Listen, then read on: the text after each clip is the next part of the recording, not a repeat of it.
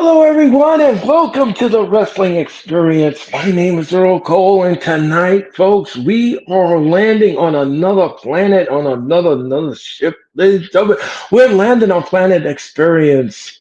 Tonight, we're going to bring you the predictions for this Sunday's AEW Extravaganza known as the Forbidden Door. We're going to do the predictions here tonight. We're also going to give you some wrestling news. I'll talk about Dynamite and so much more. And my friend Hooligan is back in the saddle, and we're going to give it all to you here tonight on the wrestling experience because it's Thursday. You've landed on the mothership. It's AEW all day, all night long, and we're going to give it to you just as is. Plus, ladies and gentlemen, as I said, we're going to give you wrestling news. Plus, we're going to talk about WWE. We're going to talk about that. We got all of that for you here tonight. It's a chock full of show, and it's just for you, the great wrestling community. Just for you here tonight because it's Thursday. It's time to land on this mothership. It's time to get the experience. It's time for the wrestling experience.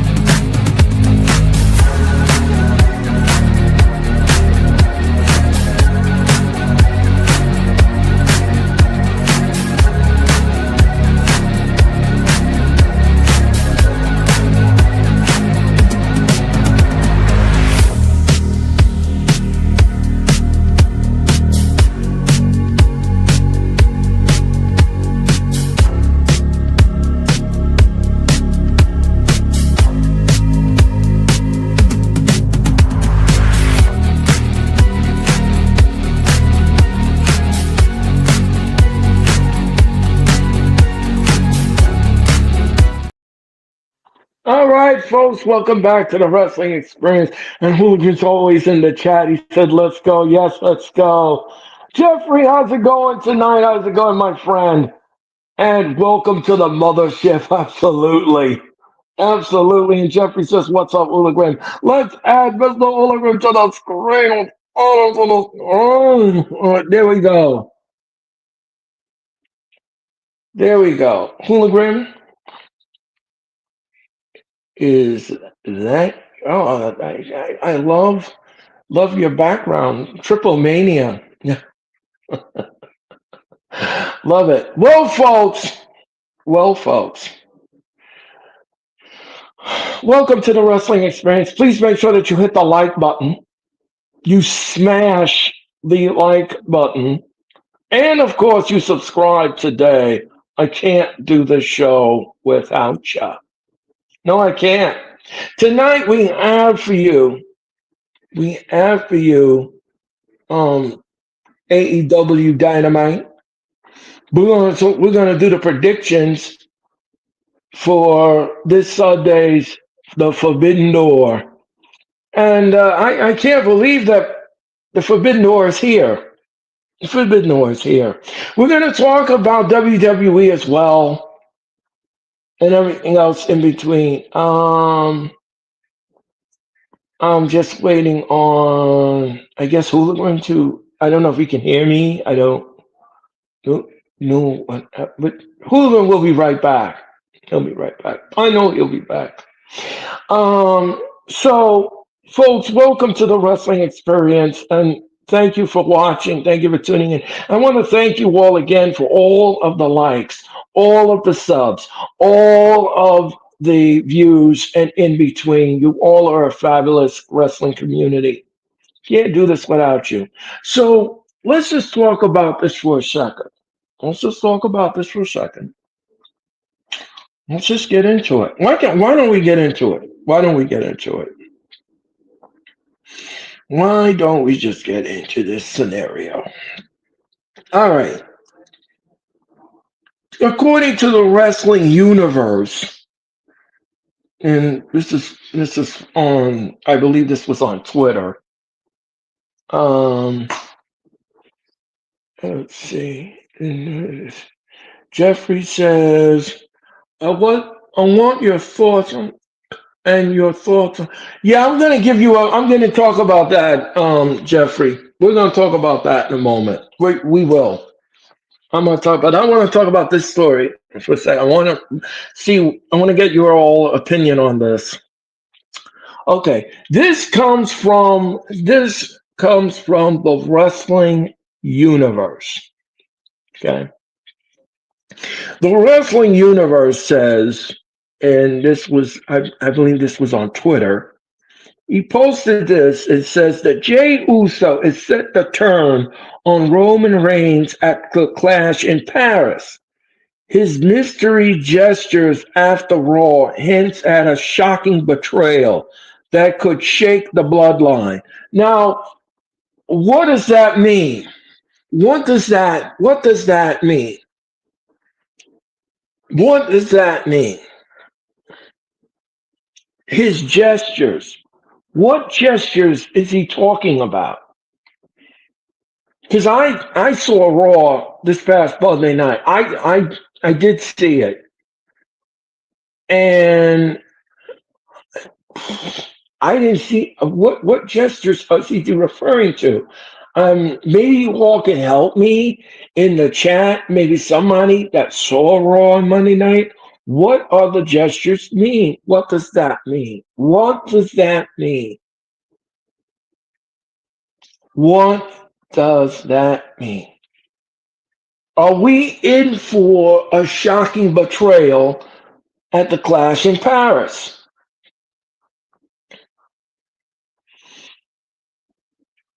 Oh, I don't know. I don't know. But maybe you all can help me in the chat. Help me in the chat. Help me understand. And maybe you can help me here. Are we in for a shocking betrayal at Paris, at the Clash in the Paris?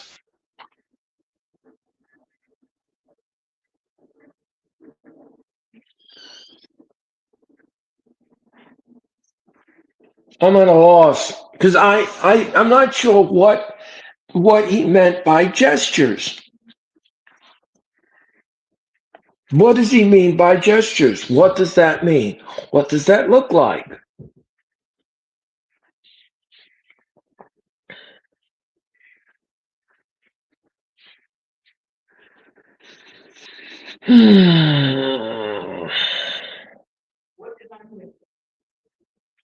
So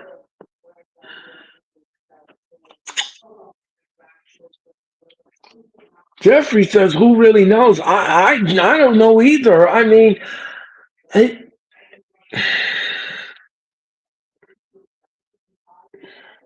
I don't know. I don't know, folks. I don't know. I don't know what happened to Hologram. I don't know if he's having technical problems or or what. But he is not here right now for me to let him. I want to get his thoughts on this. The Jeffrey says, "Ooh, yeah, I like I said, Jeffrey, I don't know. I don't know. I don't know what we're in for here." And his gestures. Ooh, it's probably, yeah, he probably did. Um, so um, as soon as Hologram is available, then he'll be here, and he'll be available to you. Um, but I, like I said before, I'll say it again. Um, what does that look like, and what does that mean?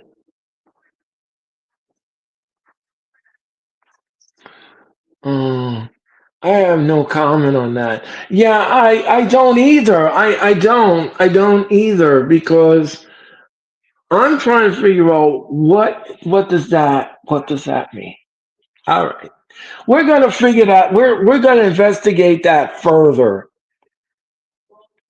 and we're gonna find out because I don't I haven't read anywhere. I haven't read anywhere where it says that we're gonna get a shocking moment at the Clash in the Paris. I All I know is that Roman Reigns is not teaming up with Jey Uso. That I know. That I know for sure because Jey Uso is in that fatal four way. He's in that fatal four way for the title, Rollins title. Um, and Hooligan says I'm backstage now. Okay, all right. Let's bring on Mr. Hooligan up. All right. Hello, hello, hello. Hooligan, Hooligan, how are you doing tonight? Oh boy, when it rains, it pours. How we Yeah, doing? that is true. That is true. How we doing? Uh, I'm good. I'm good. Well, that makes Um, none of us. yeah, well, One's better um, than none. right. Well, I hope you feel better, Hooligan. I really No, do. I'm feeling okay. It ain't my health that's the issue right now, but you know, Oh, okay. we pick up the pieces where we can and try to make do. Try to make the best of Yeah. things, but sometimes life just don't want things to be worked out. What's up, Jeffrey? What's good, Yeah. bro? Yeah. I agree with you with that. So, Jeffrey, you should come I'm to my stream sometime, bro. You should follow me on yeah. YouTube. You should follow Hooligan. What But are we make sure talking you have about? the Well, to make sure that you have the correct change, or else Mr. Hooligan will think it's snap tapping out. What I was referring to, Hooligan, what I Yes. was referring to was this article that was done by a person named Mr. Wrestling Universe. Okay. And he made up this wild prediction, this wild thing. First of all, we're not talking about Clash of Paris. We're gonna do the predictions for that next week. Um, so he says that Jey Uso is set to turn on Roman Reigns. But how is that possible? How's that possible? Um, I can't believe in this article because first of all, Jey Uso is already booked for a match in the Fatal Four Way, so he's already booked in the match, and Roman is already booked for Clash in Paris. He's taking on Bronson Reed. So Yeah, Jey where Uso did turning on he? Roman don't make no sense. No, no. So the article says it goes on to say that Jey Uso will turn on Roman Reigns at the Clash in the Paris. His mystery gestures after Raw hints at a shocking betrayal. Nah. I mean, unless Jey Uh, Uso is going to be a lackey for Paul Heyman, which wouldn't be the case because Paul Heyman's not doing the bloodline story anymore. They're doing something totally no, different. right. Or what's Jey Uso going to do? Attack Jacob Fatu and his brother and help Solo Sikoa for the next year and a half again? I don't see that happening either. No. Jey Uso did all of that stuff to get to where he's at now. Why would he then go backwards? That doesn't make any sense. Right, exactly. So I can't take this article seriously, folks. I'm Yeah. sorry. I cannot take this article seriously. That is so wild and so out of the box. It's not even funny. And Jeffrey says, It doesn't why even make would sense. no, I don't. And why would Jay turn on Roman when he's red hot? Exactly. That's exactly what that's exactly. And then Dro said, "Hi, Dro. How are you? Make sure you hit the like button, Dro. What do you think will get pinned? Or who do you think will get pinned in the fatal four way?" Well, Dro, you know something? I can't. I don't want to reveal my prediction until next week. You're gonna have to tune in for the wrestling experience for me to tell you that. Oh, Tell, cliffhanger. You cliffhangered him. Uh-oh. Wait until next Thursday night. I will talk about that in great detail. I'll talk about that in great detail. But this, Jeffrey! yeah. Jeffrey! Thank you so much. What did Jeffrey say? Thank you. I subscribe to Hooligan. Thank you very much, Jeffrey, for doing that. Thank you for and guys, like I said before, I say it again. You can follow Hooligan on Insta. I mean on X, and of course he has a YouTube channel. You can go follow him very easily. At Um, Hologram. I typed it in the chat for X and yeah, YouTube is yeah, the same. yeah. Just go follow him. I keep forgetting to mention that, and that's very rude of me. And I do apologize to Hooligan for doing that. It's just that sometimes I get so lost in different things that I forget to do that to Hooligan because I ask him all the time to come on here, and I don't promote him the correct way. So I'm gonna just take a step back tonight and do that. Um, Hologram is available on X and he has his own YouTube channel.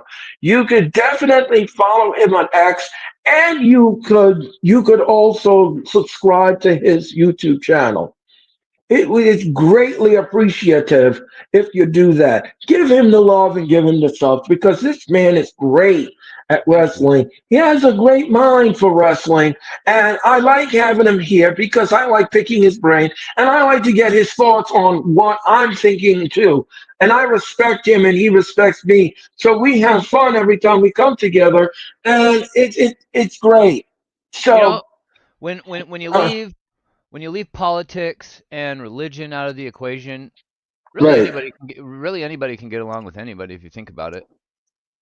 Yeah, well, some people can and some people could. Right. And we're gonna leave it alone at that. um, Thank you for shouting me out. I didn't I'm not upset that you don't like I understand like, having multiple things on your brain and not remembering everything. I just did it at the grocery store today. I've had a couple of epic fails today already, so I'm just I sympathize and I'm not mad at all. I also understand because I've been a moderator for many creators over the years, so I understand streaming etiquette. And one thing I hate the most is when somebody promotes their stream in another person's stream, and I know a lot of content creators don't like that either. So I've never said anything about my channel in your stream because I didn't want to offend you, because I know that we're here for you and we're here for the wrestling experience. It's not about me. But when Jeffrey said, um, Jeffrey said something in the chat that made me think, oh, you know what? He's always in here. Why he should I should just tell him to subscribe to me because I could sure use the following. I'm trying to get monetized, which seems like an insurmountable task. I haven't even hit 100 subscribers. Like I was climbing pretty steadily for a few months. I was gaining subs every week, and then I hit a wall, and I haven't gotten a subscriber until this week for a month or so. So, thank you for shouting me out, and thank you, Jeffrey, for subscribing. I appreciate you guys. yeah, and Jeffrey says Earl is putting Hologram over like Paul Heyman. Yeah,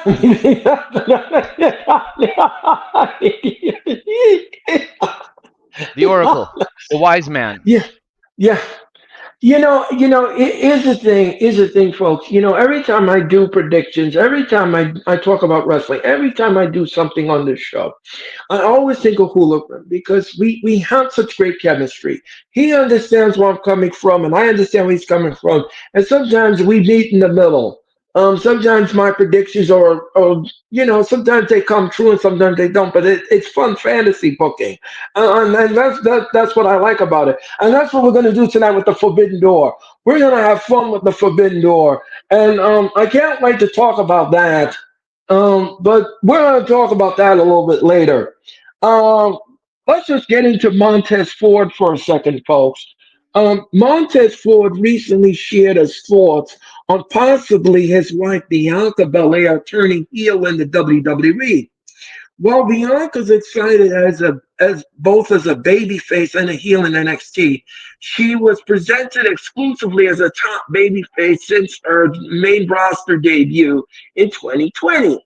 Speaking on the No Contest Wrestling podcast, Ford was asked about the potential dark side for Bianca and stated that he believes her connection with the fans is too strong for them to turn her heel.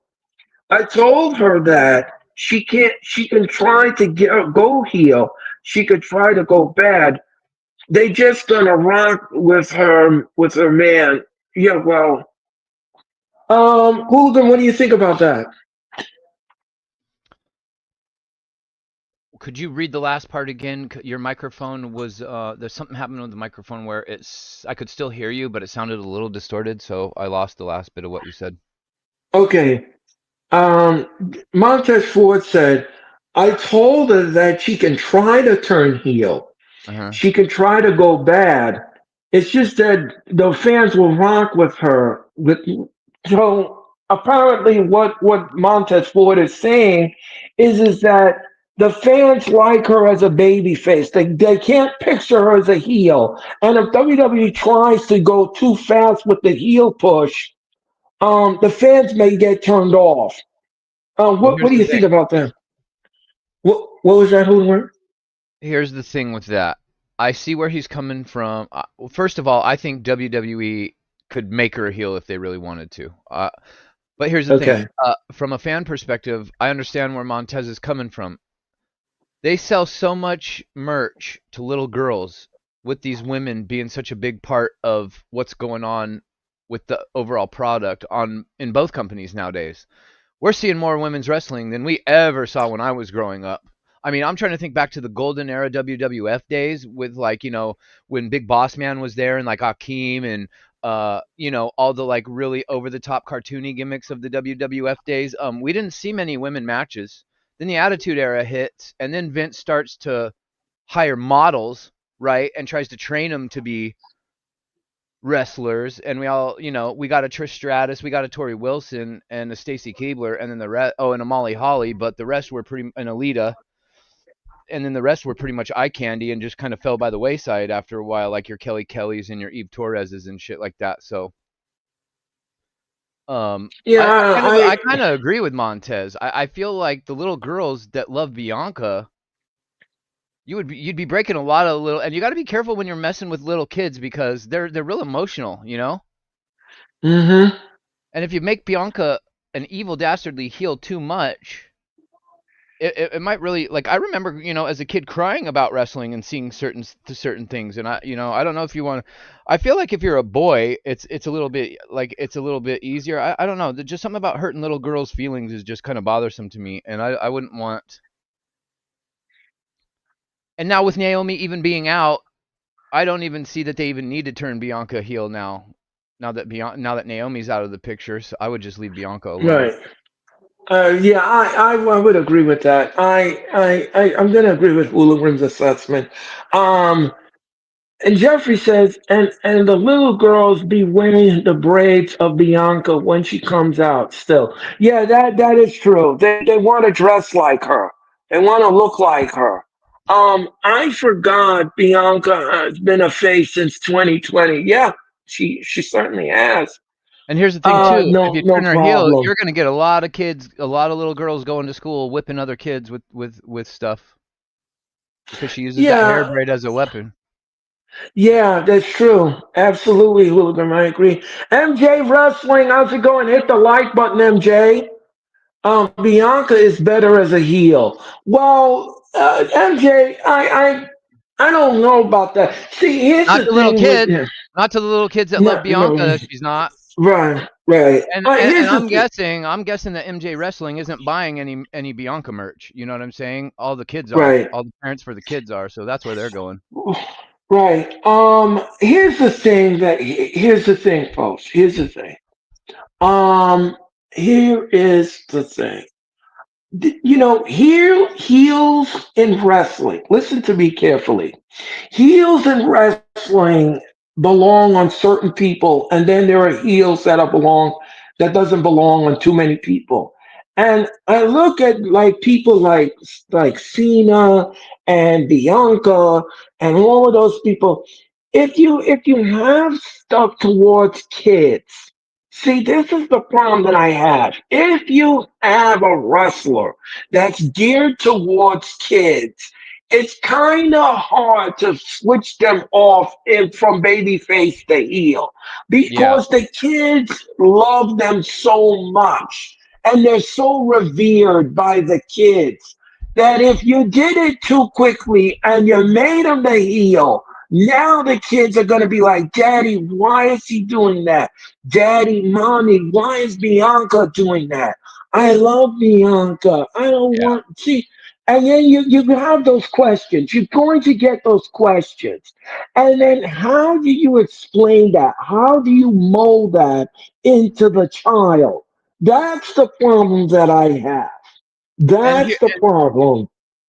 sorry, go ahead. Go ahead. No, no, go ahead, Ruler. I'm sorry. Go ahead. I thought you were done. My bad.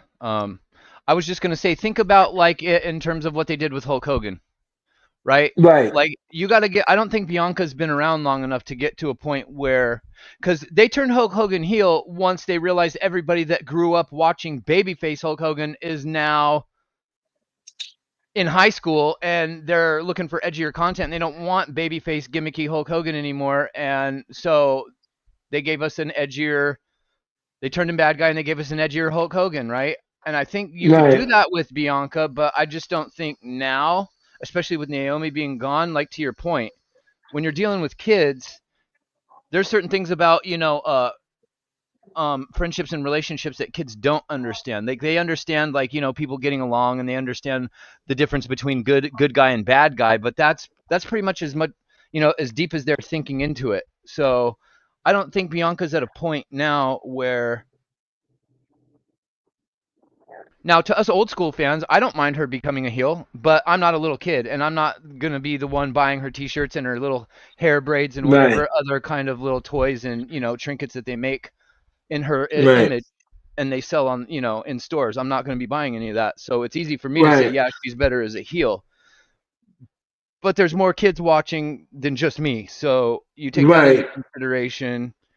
She's kind of a cash cow as a baby face. right, And how do you justify turning her heel is going to dip into that revenue because kids are going to be really upset and kids are not going to want to buy her merch if she becomes a bad guy. So right, I don't know. I understand the call for everybody wanting Jade to be or Bianca to be a heel. I get it, and I'm not opposed to it. I just don't see how it benefits her. I don't really know what they're doing with Bianca, to be honest, because I feel like I haven't seen her much lately, and I don't really know why. Yeah, I'm not sure. I'm not sure what's going on with that. I'm not sure what's going on with that. Um, but like I said before, I'll say it again. Turning her heel, I think is a bad idea. I think it's a terrible idea. Not at this stage of the game. Not at the stage of the game. Not when she's on top. And if you ever notice, like when she's on a SmackDown or she's on a Raw, and she comes down to the ring, she's coming down. She's doing the same gimmick she's been always doing with the hair whip and the playing of with the hair. You see the little girls. They rush the barricade. They can't wait to hug her. They Mm-hmm. can't wait to hug her. If you ever seen Bianca live in an arena like I have, Mm-hmm. and seen her perform I've seen her perform live. yeah, if you ever seen her perform like Yeah, on TV or in a house show, she's awesome. you see she's yeah, the kids go bananas. They go bananas. They can't wait to see her. She's They really one of the cry. favorite for kids. Yes, She some of really is. those little kids, you see some of those little girls, they're crying because they got a hug from Bianca. They Mm-hmm. have that moment. Mm. They have that moment. So imagine her turning heel and she turns her back on the little girl and she tells the girl, "You're not hugging me. I don't hug anymore." That that's hurtful to a child. That's hurtful. That's a hurtful rejection from a Now child. I want to get your take on this while we're talking about the subject because some might come in here, some might counter the argument with, well, look what they did with Bailey. Bailey was the hugger girl, and then they turned her Yeah, heel, right? So what would you say to somebody that tries to counter the Bianca argument with Bailey? Because I feel like it's a different situation. I don't feel like Bailey was ever at the fame level that Bianca got to. I don't think Bailey ever Right. sold near as much merch as Bianca does. Right. And that's my point. And that's the whole point. That's the clue. That's the evidence right there. Bianca Hologram. is red hot, You and she's been red hot brilliantly for. said it. I don't have to say anymore. You said it perfectly. Point blank, period. Oh, thank you. I don't have to. You're welcome. I don't have to say anything. I don't have to say anything. Bianca and Bailey are two different planets. Those are two different planets, and that is it. That I is think it. I think that the initial intention was probably for Bailey to be Bianca before Bianca came around, and I think Vince had something to do with why that never came to fruition. Right. Um, And he and screwed it up. and he screwed it up, and then there was a lot of back. I mean, Bailey's had to reset a couple of times, and it's a miracle that she. Most people can't recover from character assassination one time, let alone multiple times. And yeah. So I just feel like if any, because I've heard people say, well, they did it with Bailey. Yeah, that is like you said. It's just a different. It's not the same thing. It's not the same thing. It's almost like meat and it's like almost like fruit and cheese or cheese and cheese and chalk. I mean, it's not the Jesus. same. It's just not the same. It's just not the same. Who It's the just hell is serving up cheese and chalk? I'd like to know. well, I would want to see that anyway. Cheese and It's chalk. just a figure of speech, folks. It's a I've figure never. of That's funny because I'm not a spring chicken, so I've heard a lot of figure of speeches. That's the first time I've ever heard that one. I'm gonna have to Yeah, write yeah, that one down. yeah, yeah. I I love mean, it's I yeah, love figure of speeches that I've never heard before, and it doesn't happen very yeah, often. So that's pretty cool. yeah. Like kitchen towel, turn tablecloth. Anyway, folks. Anyway, anywho. Yeah, you like that, Okay, and like Jeffrey? Jeffrey said, here's an even better example: the John Cena. Right, John Cena was marketed for kids, which was why he never turned heel. And then we get heel Cena this year, and what happened? Just you could turn Bianca heel. Yeah, that doesn't necessarily mean it's going to be good for her. John Cena's heel turn wasn't exactly great, in my opinion. No, We no. could have done without it, especially knowing that it's his last year. I mean, it didn't really go according Right. to plan, I don't think. No. I was. Jeffrey says that's a weird call. Well, It's a deadly combo, I think. Shit. I mean, no, chalk's probably not going to kill you, but my God, you're probably going to get real sick. right. That was so funny, Earl. Oh, thank you very much. Thank you very much, folks. Stick with me. I teach you a lot of things. Trust me. Um, Her last appearance was Evolution as a referee in the Jade and Naomi No Holds Barred match. Yeah, well, that was her last appearance, Jeffrey. That was Bianca's last appearance. Yes, I agree with that assessment. And just if you like But it, but weeks leading up to that, and then since that show, we have not seen Bianca. no. And Jeffrey said she has a finger injury. She's Oh, healing from it. The swelling has gone down though. Oh, that's okay. good. I didn't know Okay. that. Yeah, she has a finger injury. Remember when Cena turned heel this year, they had kids yes, yes they did. Yes they did. Yes they did. Yes, the Yeah, kids see, were and, crying. and and they showed little boys I crying for Cena. Imagine the camera does not want shots of multiple little girls crying in the audience. That's not going to be a good look for no, their product. It's one thing to no. have little boys crying because they see a guy turning bad. It's Right. different. It's different seeing a little boy cry and making a little boy cry for emotional reasons than it is for a girl. Girls are super sensitive, and at that age, you could probably traumatize little girls if you made them cry, for the wrong reasons. So I would just Right. leave.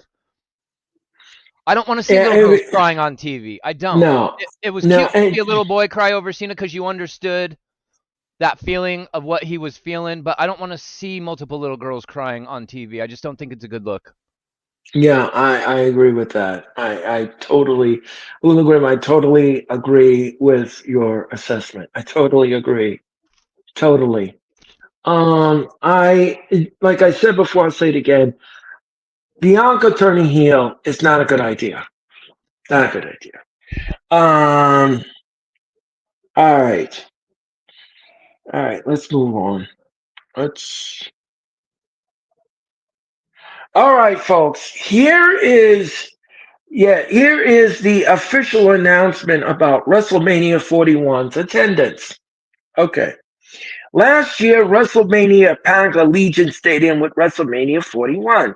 Here are the official numbers by WWE. The two-night event has been revealed. So these are the official numbers by the stadium. The stadium says that WWE had announced that there were 61,467 fans for Saturday's show and 63,226 for Sunday's event, Are you totaling talking about one. WrestleMania or SummerSlam? No, WrestleMania. Okay. The Las Vegas Stadium Authority document revealed the numbers this week. So on Saturday, the WWE actually only drew 58,538 on Saturday, and on Sunday, they only drew 60,103. So that is the official number for WrestleMania 41. The What WWE was ballooned it WWE's up. number? WWE said on Saturday night, night number one drew 61,467. That was night number one. And Night number WWE two, probably counts all the staff that work at the event too, I bet. yeah, probably. And then night number two drew 63,226. But that is not the Okay. case. So on night 2 they lied about 3,000 seats. Yes, Why? I have no idea. Why are you going to lie about 3,000 seats? You might as well just lie and make it like 10,000 and make it an even bigger number. So like what the fuck? Right. So night one drew less than night number two because night number two drew 60,103. Okay. And they said Sunday's attendance was 63. So they were off by a lot. Mm. Yeah, a lot. But they've been doing this Right. our whole life. They've been lying about the attendance. Right. I don't think they've ever told the truth about an attendance. If you want to be on it, if you want to really look at Right. like break it down, I don't think they ever have. Right. So they said the total number of people going to both nights was 124, 693. And it But was really like 120. the actual number is 118, 60, 641. That's the official number. So And that that's is what I'm how many saying. fans. So if there's really 118 attended, why are you making up a number that puts you at 124? Why wouldn't you just make it an even bigger number and make it like, oh, we had 130,000? You know what I mean? Right, If you're gonna lie, you might as well make it worth your while and make it sound like some astronomical number that's never gonna be broken in history. You know, just go for an extra. It's just kind of weird right. that they picked 124,000 as the number to announce. Like, Yeah, that's how much people. That's how much WWE said that the total number of both nights drew in combined. So so that's a that was the difference of like fan. 6,000 people. Right. But the official number is 118, 641. So that is how much people attended WrestleMania. When did this That's information the come out? um Tuesday. WrestleMania was in April. Right. Why does it They take this just long to get the true attendance numbers? because okay, the reason why this happened is because WWE has to put in these records when they do these big numbers like this to the sports authority. The sports authority needs to confirm this. So it takes them a while for them to check with Ticketmaster and find out how many tickets were scanned. So they have to recount it, recount it, recount it, recount it, just to make Okay. sure that they are Shit. accurate. That's why it takes long because It's it's like a large number.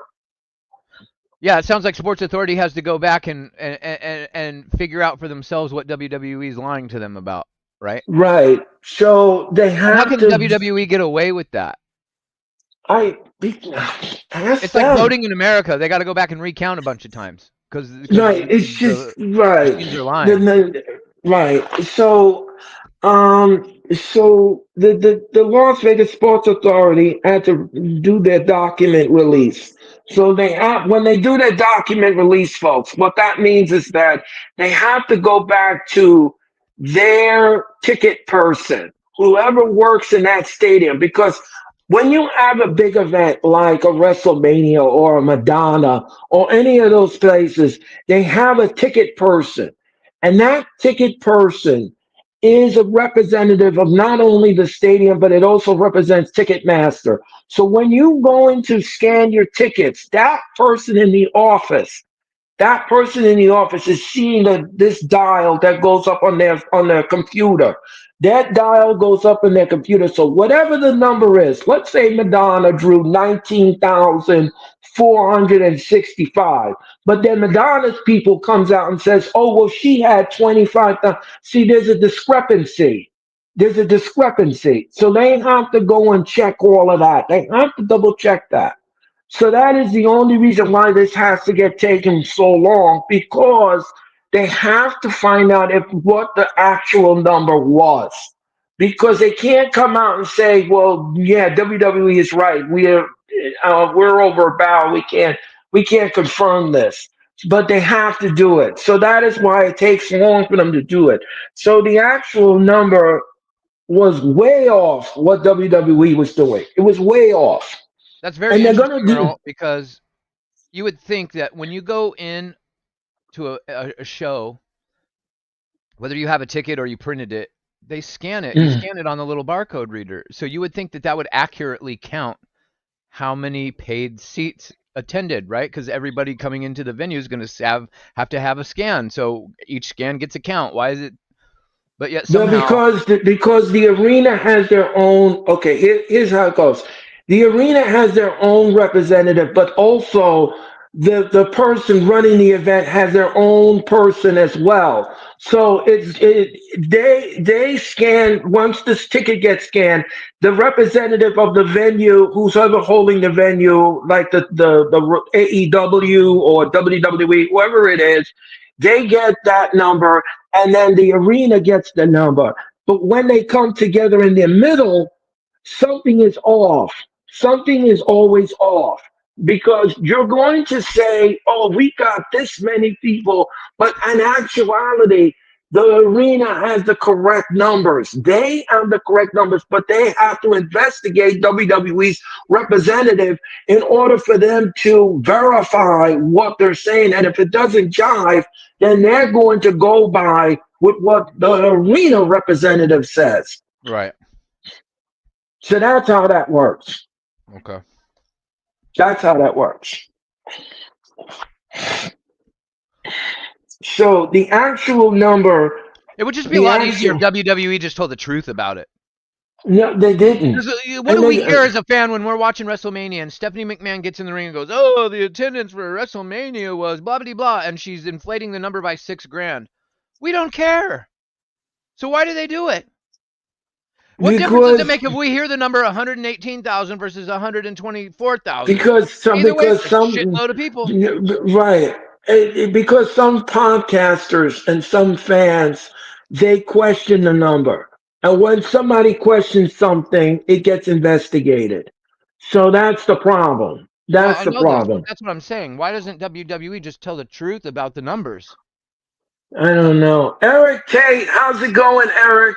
Hit the like button, Eric, and welcome aboard to the Wrestling Experience. Don't forget to subscribe to Hologram. Don't forget to subscribe to me. And don't forget to like and subscribe to Hologram's YouTube channel. Thank you very much, Eric. Thank you so much.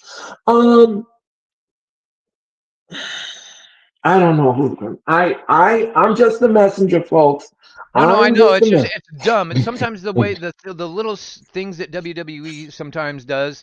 They micromanage so much that sometimes what they micromanage doesn't make sense why they're doing it. Right. Exactly. And that's the point I was just trying Exactly. to make. There's no difference between 118,000 announcing 118,000 people at WrestleMania or 124. Either way, I'm Right. like, holy shit, that's a massive number. That's a lot of people. Congratulations. I don't care whether, oh, like if they announced 118,000, we're sitting there going, damn, you didn't get 125,000. That sucks. No one's saying that. So Yeah. why lie about the numbers? That's all I'm saying. And it would make Yeah. it a lot easier for Ticketmaster and the arena and for us fans to all collectively come together a couple days after WrestleMania to understand how many people were at WrestleMania. It shouldn't take months and months and months. Right. Exactly. Well, they had to investigate it, Hologram. They had Well, to I know. investigate it. And thank you for They explaining that, by had the way. to. Yeah, yeah, you're welcome. They had to investigate it. It I has to. know. And SummerSlam is going to be the same thing. It's going to be the same thing. SummerSlam is going to be the same thing. Because the numbers are kind of don't jive with what MetLife is going to put out. So we're going to get that in a few months from now. We're going to get that little ditty. All right. Eric Tate in the chat real quick says, "Do you think next year WWE 2K26 the video game will be on PlayStation 4 next year? PlayStation 4 Well, well, being Eric, the go ahead, Hooligan. I'm sorry. Answer the question, Hooligan. Sorry, I just took the question because I'm a big gamer, so this caught my attention, and I feel like PS4 is the last gen console. I feel like everybody's moving away. Like they just announced the other day that I think Battlefield 6 is not going to be on last gen consoles, so it's not going to be on the PS4, and it's not going to be on Xbox One or the One X. So it could be Eric, but I doubt it. I really don't think 2K26 will be on last gen consoles next year. Okay, that's your answer, Eric. And Hooligan, like you said, he's a gamer. And Eric, thank you for your question. Thank you for your comment. And like I said, Eric, make sure you hit the like button and make sure you subscribe. And like I said, welcome to the Wrestling Experience and welcome aboard. And welcome to the planets and welcome to the mothership. Thank you so much. Jeffrey agrees Um, with me. He says uh, exactly, Grim. Just tell the truth Right, about and numbers. Clash in the castle too. Yeah, we're gonna get all of that. Yeah. Okay, we got Eric's question. Um, and MJ says, "Evening, Eric Tate." Okay, MJ, thank you so much for your comment. And exactly, who just told the truth. Yeah, exactly. He certainly did. Okay, folks, we're gonna move on. We're gonna move on. All right, Let's we're get it. into more. Let's get it into here. Okay, WWE and ESPN's partnership could begin with WrestlePalooza on the It is. 20th of September. And that is official. So They confirmed now that today. yes. So the tickets are available right now. They're going on sale tomorrow for WrestlePalooza in Indianapolis, Indiana. Now, apparently this event will take place at 7 p.m. on the ESPN's new app, which launched today. The app is available today.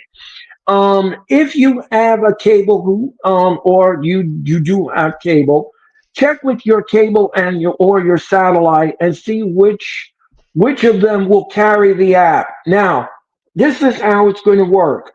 If you have the cable company that does match with the ESPN app, you can get ESPN for nothing. If you don't have the cable that matches the app, you're going to have to pay the $29. You're going to have to pay the $29 for the app. Um, So if I may interject real quick, yes.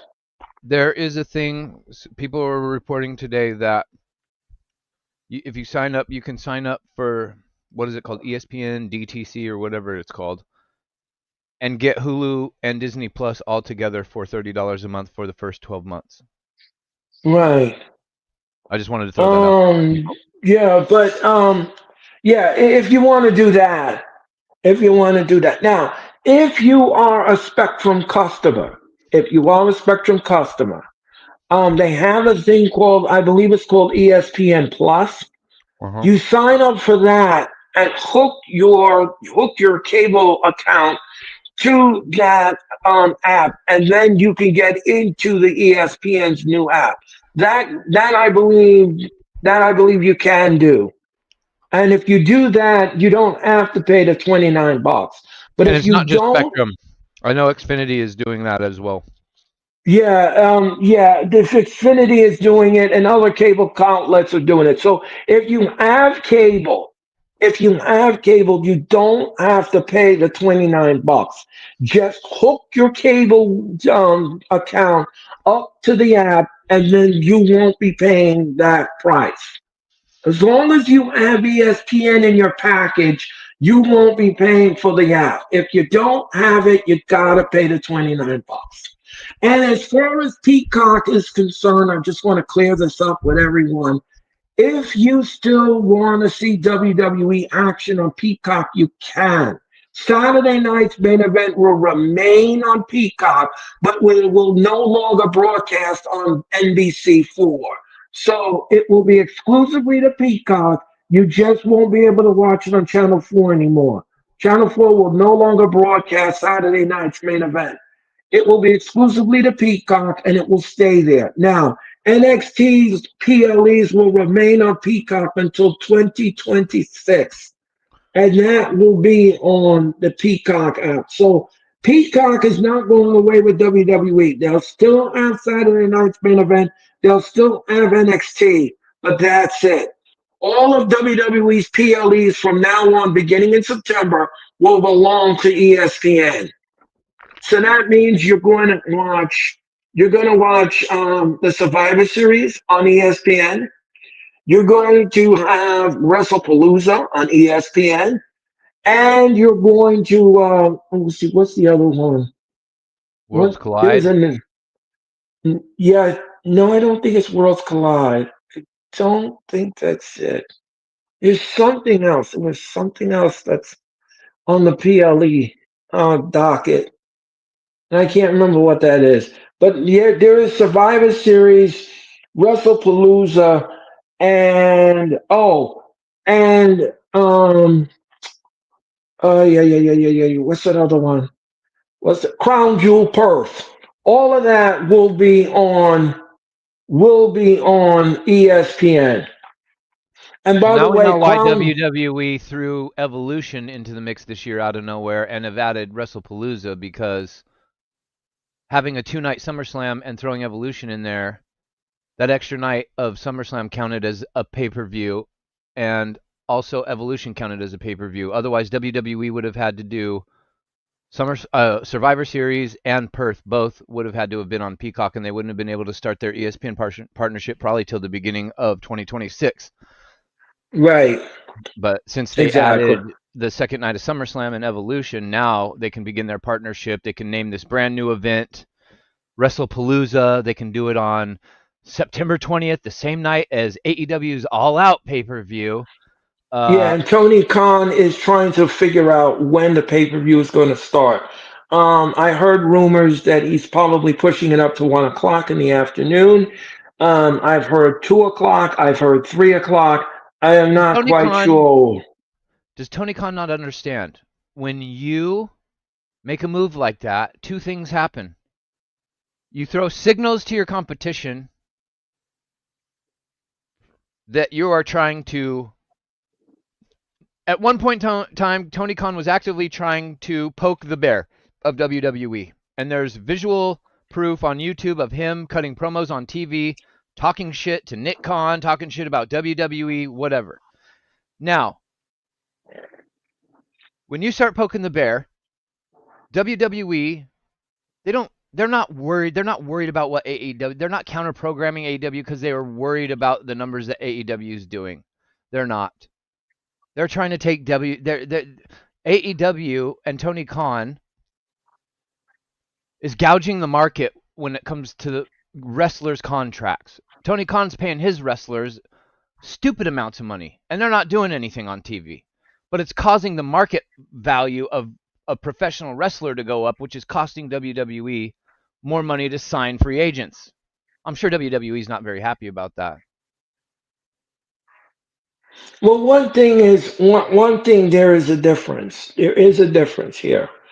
WWE is making a lot of revenue off of their advertisements and the advertisers who host their pay-per-views. So they're making revenue and for Tony Khan is not doing that.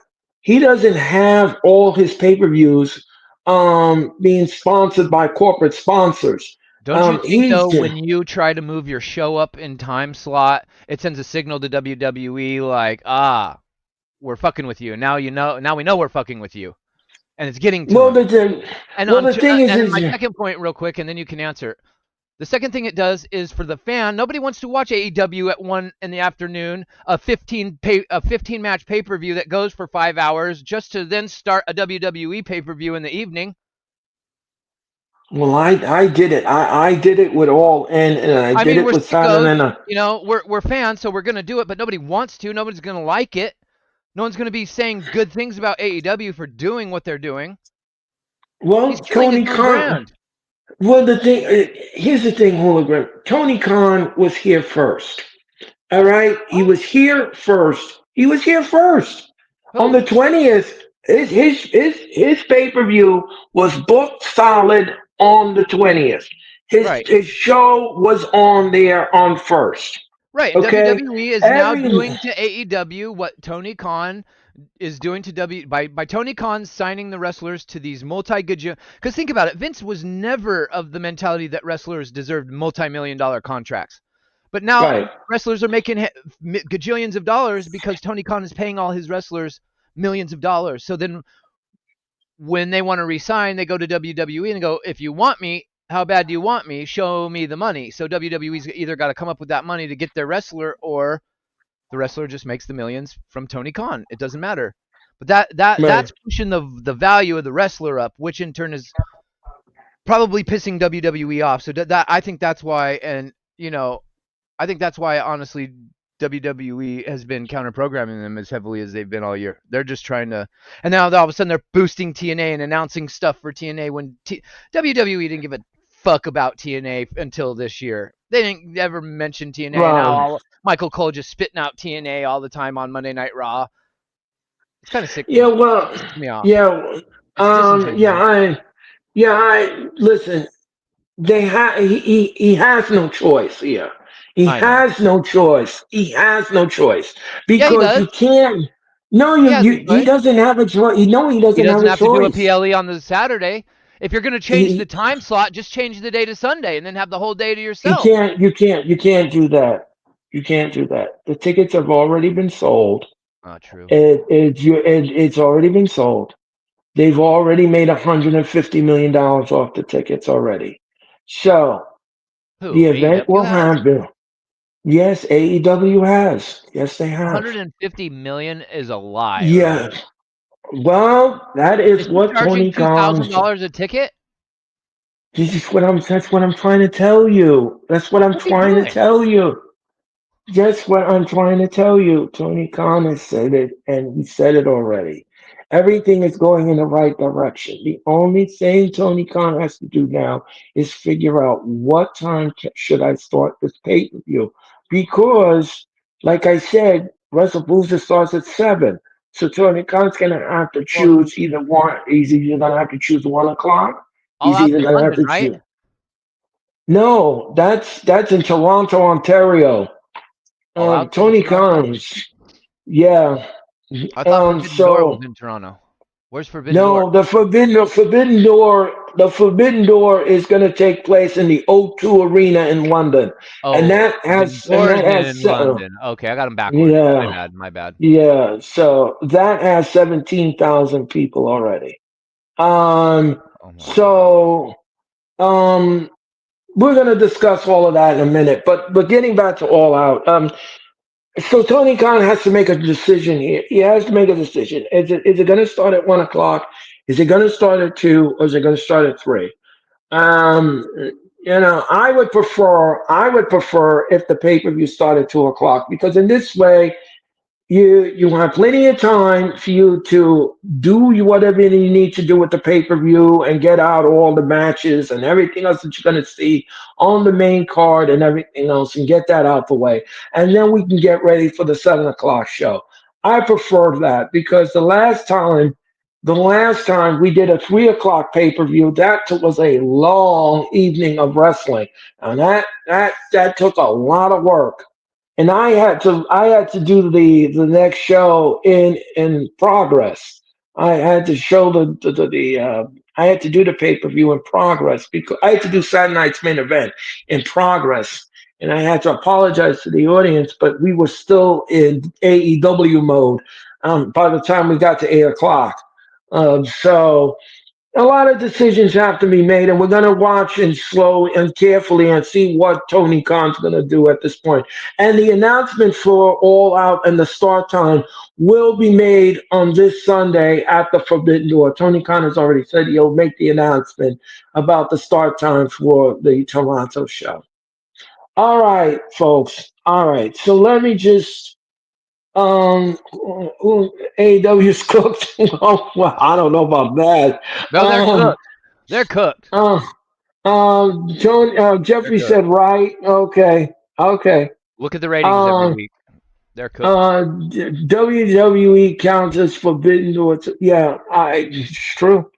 Jeffrey I didn't said, realize that there yup. was a NXT pay per view this weekend on this, because Yeah. Forbidden Doors on a Sunday this week, not a Saturday, which is strange. But that's funny that AEW or WWE's countering that even. Well, the Forbidden Door was always on Sundays. It's always on Sundays. They never did it on Saturdays. The Well, Forbidden Door, yeah, the having Forbidden some Door pay was. per views on Saturday and some on Sundays dumb. We should just go back to having them all on Sunday like old school days. Yeah, but WWE doesn't want to do that anymore because they said it's not lucrative. Yeah, well, Um, WWE can fuck all the way off. and NXT, yeah, NXT is Sunday. Yep. That's crazy. Yeah, Beat the Jeffrey. whole ass. That's why I watch WWE stuff first, then AEW after. Yeah, Jeffrey. Yeah, Because the AEW yeah. stuff is like, man, when you've consumed all the WWE I'm for content, you're like, damn, I'm so sure. jonesed out to watch wrestling. And then you're like, what else is there to watch? And you're like, I guess I'll watch AEW. I I don't think like that. I don't think I like that, and do. I'll I, tell you I what. didn't used to, but that's what AEW's turned into for me. That's how bad I feel like they've fallen off. Yeah, I for sure know that WWE had a date in advance. Well, I don't know about that, Jeffrey. All I know is that the They Forbidden did Door have was all. Evolution on the card at the beginning of the year. I know Yeah, that for sure. right. Yeah, I'm not sure about that, Jeffrey. This WrestlePalooza was made very quickly, and it was done very quickly by WWE. They wanted to get the partnership with ESPN off the ground, so they had to create something, because in a Yeah, and they conference wanted to get it call. done before Christmas time so they can be selling them subscriptions at Christmas. And because in a conference call, Triple H says that the WWE has made their quota Yeah. for their PLEs this year. They made their quota. Yeah, So, because they added two n- nights of SummerSlam and Evolution. If they without those, they'd still have two more shows to fulfill in their contract, which would I think take them to the end of the year. yeah, well, it won't, because the Survivor Series will close their calendar in Yeah. November. Um, I for sure know what the. Yeah, okay, Jeffrey. I'll think about that for a second. Yep, hologram, and they announced that they will be consoles too. Oh, soon. Oh, okay, okay, Sorry, I'm not at the screen and right now. I don't know what's going on. I'll be okay, there in a minute. I'm trying to feed my dog real quick. okay. Dro says, NXT on Sunday is going to be more better than the Forbidden Door. Well, we're gonna have to see about that. Um, it's gonna be Dro, we're gonna. interesting because NXT I think has like 5 matches and Forbidden Door has like 15. We're gonna discuss all of that in a The world's minute. longest fucking pay per view. on Sunday? I always watch AEW pay-per-view sometimes if they're counter program WWE. I always watch it the next day. But if AEW is by themselves, I'll watch it with the same day. Yeah, I agree with that, Jeffrey. I'm That's exactly the same way. I'll choose WWE first because I gave Tony Khan the benefit of the doubt for the first couple of years, and the product was white hot. And then they started doing WWE type of booking with the Jericho Appreciation Society, and he's a professional, not a professional wrestler. Oh, he's always saying right. And they started doing that goofy shit and then the Cody fiasco and the Punk fiasco, and I'm just nah, count me out, bro. Count me out. I okay. So yeah, let's see. too much hokey Okay. So, me over there. thanks everyone in the chat for your comments. Thank you very much. I greatly appreciate it. Um, Cassidy win every eh, match, have a bigger streak than Goldberg, and then where's Orange Cassidy been for the last year? Where's he been? Is he hurt? he's in a contract dispute with Tony Khan Oh, right is he? now. Oh, Yes, he is. yeah, because Tony Khan Yes. probably wants to pay him like the mid card he was when he found him, and Orange Cassidy's probably like, dude, you featured me in the main event of every show for like 3 years. I want to be paid like a main eventer, and Tony Khan's probably not wanting to do that. I'm assuming. And it's too late for Orange Cassidy to go to AEW now. You know why? Because WWE stumbled into Mexico and found Mr. Iguana, so they don't need Orange Cassidy. Well, we're gonna find out in just a minute. He got squeezed. Yes, Jeffrey got Yeah, squeezed. the orange juice got squeezed. They turned him into Okay, Hulk. okay, folks. All right, folks. We're going to do the Forbidden Door predictions. It's time for the Forbidden Door predictions. I predict Now, my last eyelids will close during this pay per view. That's what I predict. um this pay per view in London is almost sold out. The event is almost sold out, and it's getting close to that crescendo for the AEW. Which, by the way, congratulations on Tony Khan for filling up the O2 Arena and to get the UK crowd invested in this pay per view. Now, last night AEW debuted in Scotland. They debuted in the Hydro and they really packed it in. The show was solid. It was a solid go home show. It was a solid go home show. Which one It I was a think is small as fun, poop. yeah, it was a fun go home show, and I enjoyed it. I enjoyed it wholeheartedly. I No. enjoyed it. For God, what it was. you were one of about Uh, Yeah, it was fun. It was a fun show. Like last week's show was really all was woolly wild and all over the place. But this go home show really and truly was something else. Last week was something else. This week they really and truly did it did justice for the crowd in Glasgow. really. So That's crazy. yes, they did. The show was, like I said, the show was great. The crowd was into it. They really and truly were into it. That's crazy And as hell. so, congratulations to Tony Khan in doing that. So this Sunday we're going to give you the Forbidden Door. Now the Forbidden Door will happen this Sunday on pay-per-view, cable, home satellite provider, and Amazon Prime. If you have Amazon Prime, then by all means order the pay-per-view. It's also on ppv.com. And of course, all, like I said, all cable and satellite. And it begins at 1 p.m. I'll be on the air for the Forbidden Door at 12:50. So join Cool. me. Join me at 12:50 this Sunday for the Forbidden Door. Now, this event has 11 matches. We have 11 great matches for you. And Tony Khan has booked 11 matches. But tune in, of course, to Collision this Saturday on TNT. And probably Tony Khan will have more for you. Okay, let's talk about this.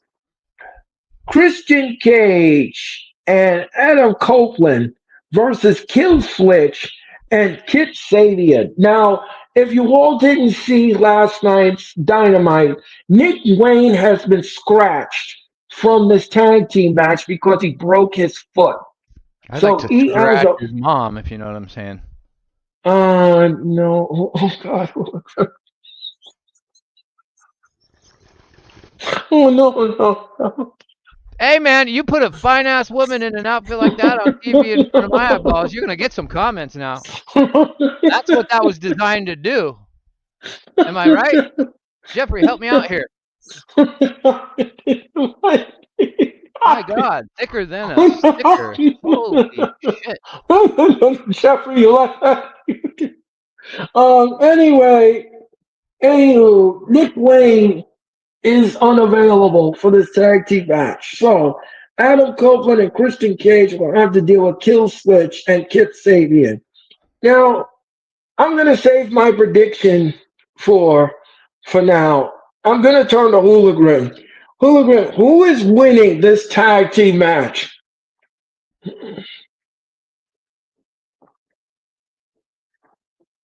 I mean, it's obvious.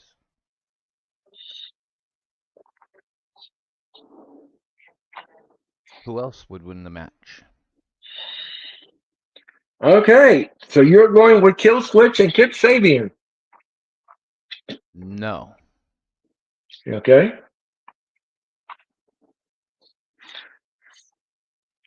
I'm not going. Oh, I'm going with the opposite. you're going with Adam Copeland and Christian Cage. You don't think Uh, you think the obvious winners would be Christian Lucha Cage and Dragon and well, whatever the fuck Timu you, fucking what's his name? you kill Switch. Jack Sparrow. Timu Jack Sparrow. I don't know who that is, but I Sabian. The Timu Jack Sparrow. you're gonna get Kip Sabian. Yeah. Well, Walmart Jack Sparrow.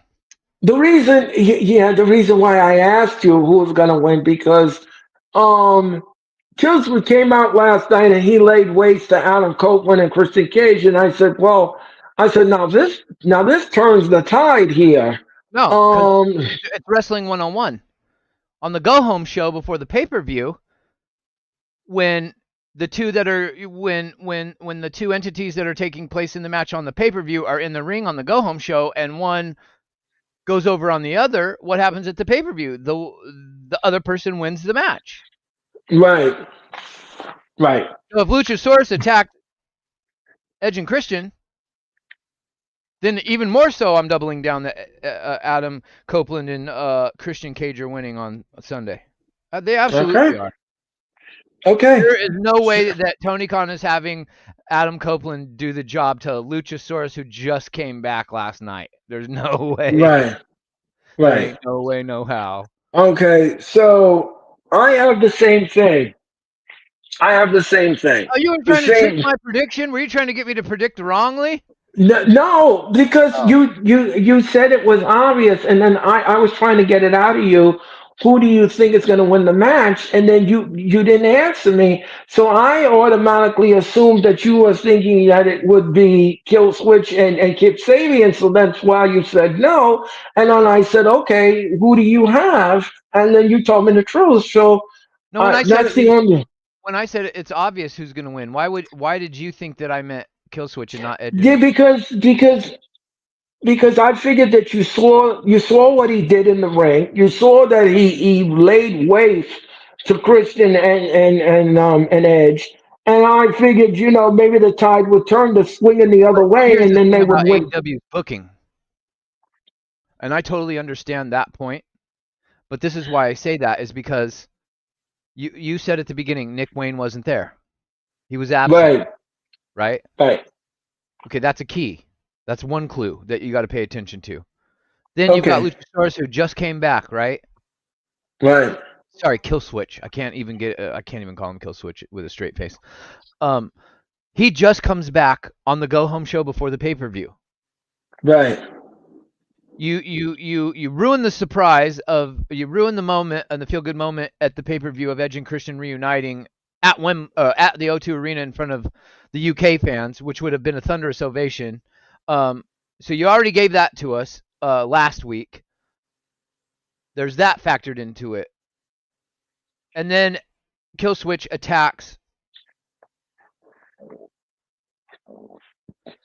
Who do you attack? He attacked Adam Copeland and Christian. Yeah, he attacked them both, right? So with Yes. all those factored into it, it's blatantly obvious who's winning the match. Right. Okay. And Dro says I got Edge and Christian winning. All right, Yeah, Dro. Okay. Joe knows what's up. Luchasaurus called him that. Yeah. Yeah, I can't call him Kill Switch. Uh, Why would he be um, named Kill Switch Edge if and that's the Christian. name of Okay, Edge's Jeffrey and Dro. finishing move? Right. Isn't Christian's finishing move called the Kill Switch? Or it wasn't Yes. WWE before he was Yes. called Unprettier. No, it's still called Kill. It's still called the Kill Switch. So why is Uh, Luchasaurus called Kill Switch then? I have no idea. Ask Tony Khan. It's so stupid, and this is how, and it's predictable booking, so predictable that you already know the outcome of the match before you even get to it, which is like makes me not want to see it. Right. But I will call it. I will call it. All right. This is the lights out, non-sanctioned steel I'm gonna put cage my lights match. out. Okay. Darby Allin, Kenny Omega, Will Ospreay, Hiroshi Tanahashi, Who? and uh, Hiroshi Tanahashi. Who's that? Um, that's who's in the. You know who Hiroshi Tanahashi is, the 90% president of of America don't. the. Well, if you don't know who that is, that is the president of New Japan. Wait, He he is in the is? match. Yeah, Oh, I didn't know yeah, Tanahashi was the president. yeah. And he's in the cage. But this is his last match. Yeah. This is his It final probably match. should be because he can't really walk. Yeah, this is his final match in AEW. By the way, folks, and Akota Ibushi, and they will take on John Moxley, Matt Jackson, Nick Jackson, Gabe Kidd, and Claudio Castagnoli in a lights out steel cage match. Hold up. Um, There's only one member. Only one member of the Death Riders on the Jeffrey team. Jeffrey says he was jogging to the ring last night. Yes, he was. Yes, he was. The Oh, babyface Tanahashi? win. I thought he was limping. No, He didn't he look doesn't like limp. jogging. Who's that? Ninja Jeffrey, you like that? Who's that? It was Christian's finish. Yep, it sure was. Oh, okay. Okay. Thank you, Jeffrey and Drew, for your comments. Okay. Let me just say this again. Okay. The Death Riders have Moxley. Okay. They have Gabe Kidd and Claudio Castagnoli. So those are Gabe the Kidd is part three of. Death Riders. Those are the three Death Riders that are in this cage match. I didn't realize But Gabe Kidd. joining them also will be the Young Bucks.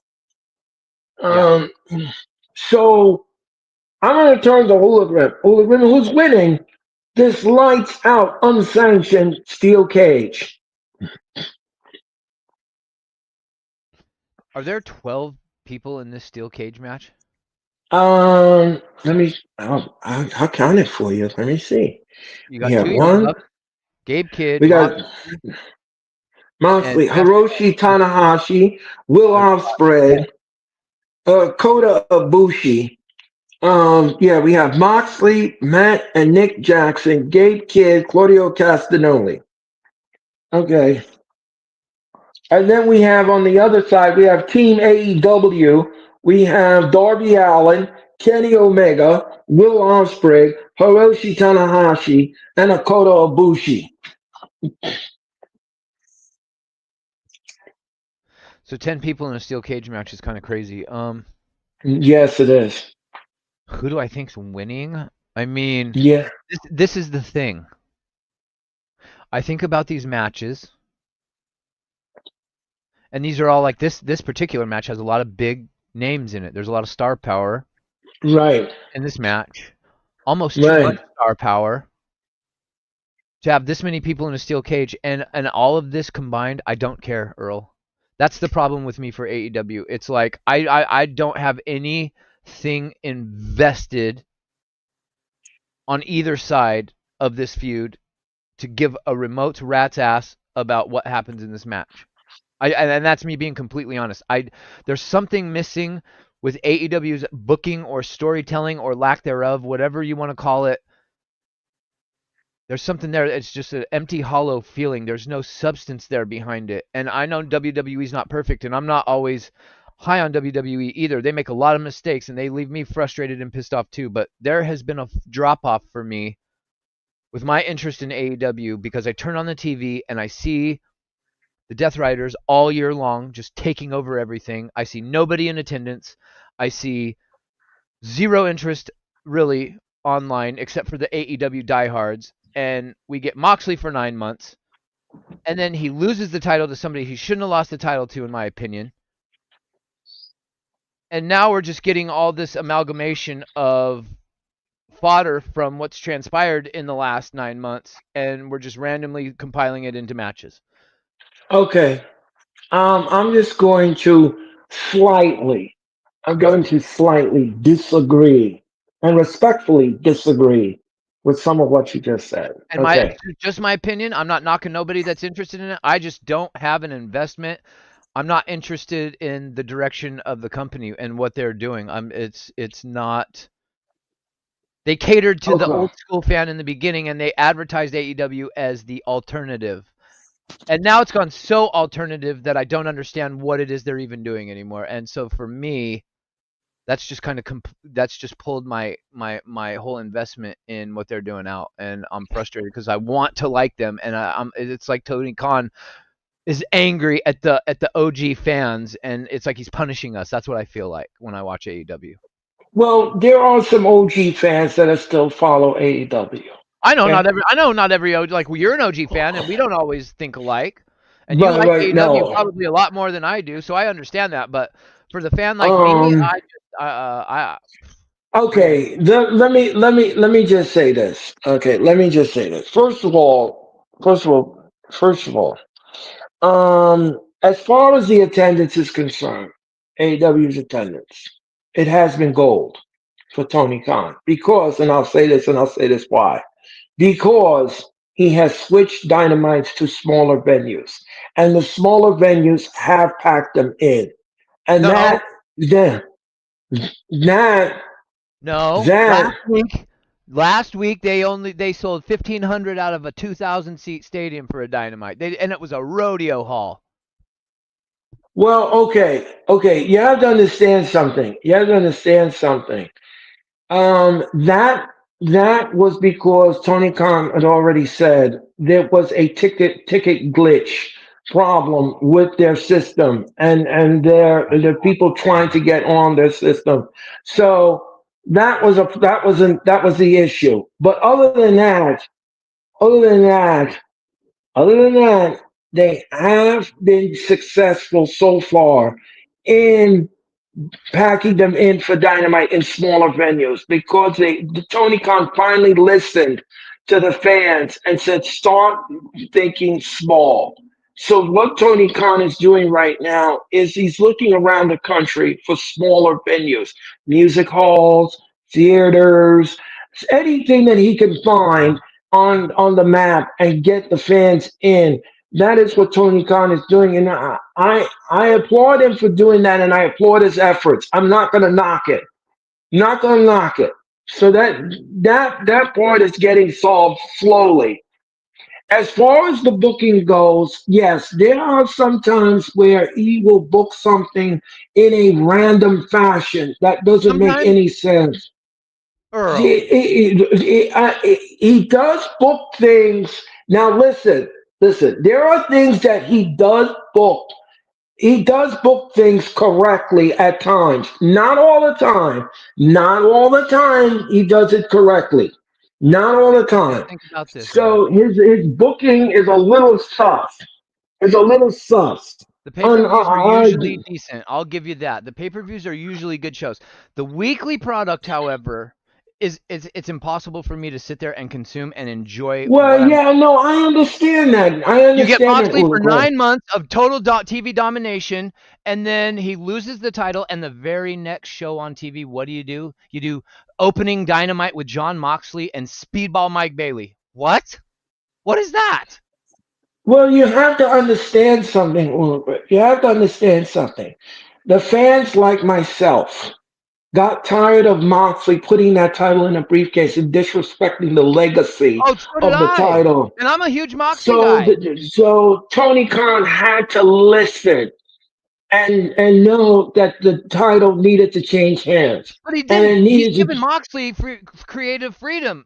Tony Khan let Moxley's the one that decided to have the title in the briefcase, and Moxley was given the freedom to walk around like he was the new Roman Reigns for AEW for the last 9 months.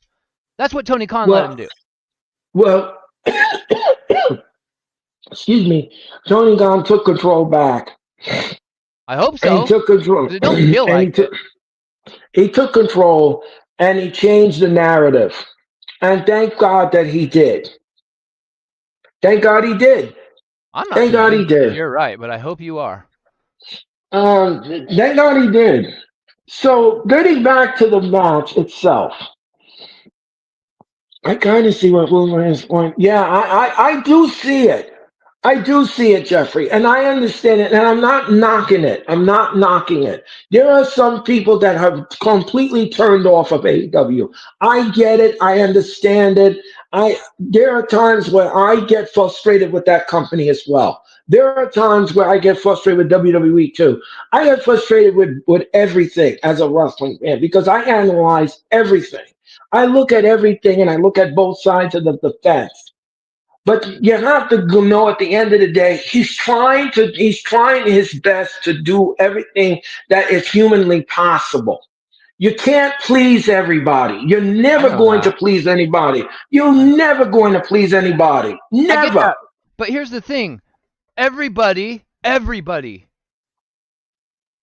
500,000 other people included 2 years ago, all were raving about AEW. Yes. They were Yes, they pulling were million right. people shows in. Yes, they were doing that, but then they started to slide because they started to They do made some things that bad were decisions, they and now they've made got poor half of their decisions. fan base every week on TV that they were used to having. They've been and cut in and half. and and the ratings, the ratings for both TBS and Max are there for their they they're up there, and he's trying his best to do what he can. So I'm not going to knock Tony Khan for trying to get the foot back on the ship. I'm not going to knock him for that. But I'm what not I'm going to knock knocking him. Tony Khan for was taking his feet off, stepping off of the boat to begin with. Yeah, well, that happens, Uligrim. We all do that in business. Sometimes we have a model, and sometimes it's so hot, and it's so this, and it's so that. How do I maintain this? How do I keep this going? And sometimes we goof. Sometimes we goof. WWE goofs all the time. Sometimes with some of their booking. Sometimes they just make you just can't make anybody happy. You can't. You can't have everything perfect. There's no such thing as Well, a I know perfect that. wrestling organization. There's I no know that such it's thing. disheartening because WWE for so many years drove so many people away, and fans like us, we still watched, but we hated it for years, and what Vince was doing, and we And they turned and it here around. along comes this little dude, Tony Khan, who's about our age, who's been a lifelong fan, who's obsessed with wrestling, and he's got the wallet to be able to just start a company and buy wrestlers and immediately start chipping away at WWE. And it's like, well, holy shit, our prayers have all been answered. And AEW forms And Cody goes and helps start the company, and Jericho is a day one, and it revitalized him after he completely got fucked over after the whole Festival of Friendship thing with Kevin Owens by Vince. And everybody's all in agreement, and we're all like, hallelujah, our wrestling prayers have been answered. And it's great, and it's great. Year one goes by, and it's great. Year two goes by, and then they get CM Punk, and then as soon as they get CM Punk, people start acting all in their feelings. Cody leaves. Tiffs start happening backstage. Everybody's acting like egomaniacs, and then the fiasco with Punk happens, and they just start. Yeah, well, And now it's that like happens, and it happens. It happens in business. It's the same thing that happened in it's the WWE. It's same happening feelings that in. I got when WCW was competing with WWE, and all of a sudden they just start adding every single wrestler on the roster to NWO. And I'm like, what's going on Right. here? Wait, what are they doing? This is not the way that they should be Speaking of doing things. Jericho, he might They weren't want doing to things play. like this before. And then what do you know? WCW gets bought out. Yeah, but like I said, hologram. Like I History's said, doomed to repeat itself, Earl. AEW is going through the same period as WWE, and they're trying to put their foot back on the map. It's just that right now I cannot keep putting down Tony Khan and his product. I can't do that because he's trying his best. He's trying everything to do his best, to due diligence. I could see if he wasn't doing anything and everything else was just going down ill and the pay-per-view was going down. He's trying to flip things around. He's trying to flip them around. It's just that I don't see he's that. not going to be.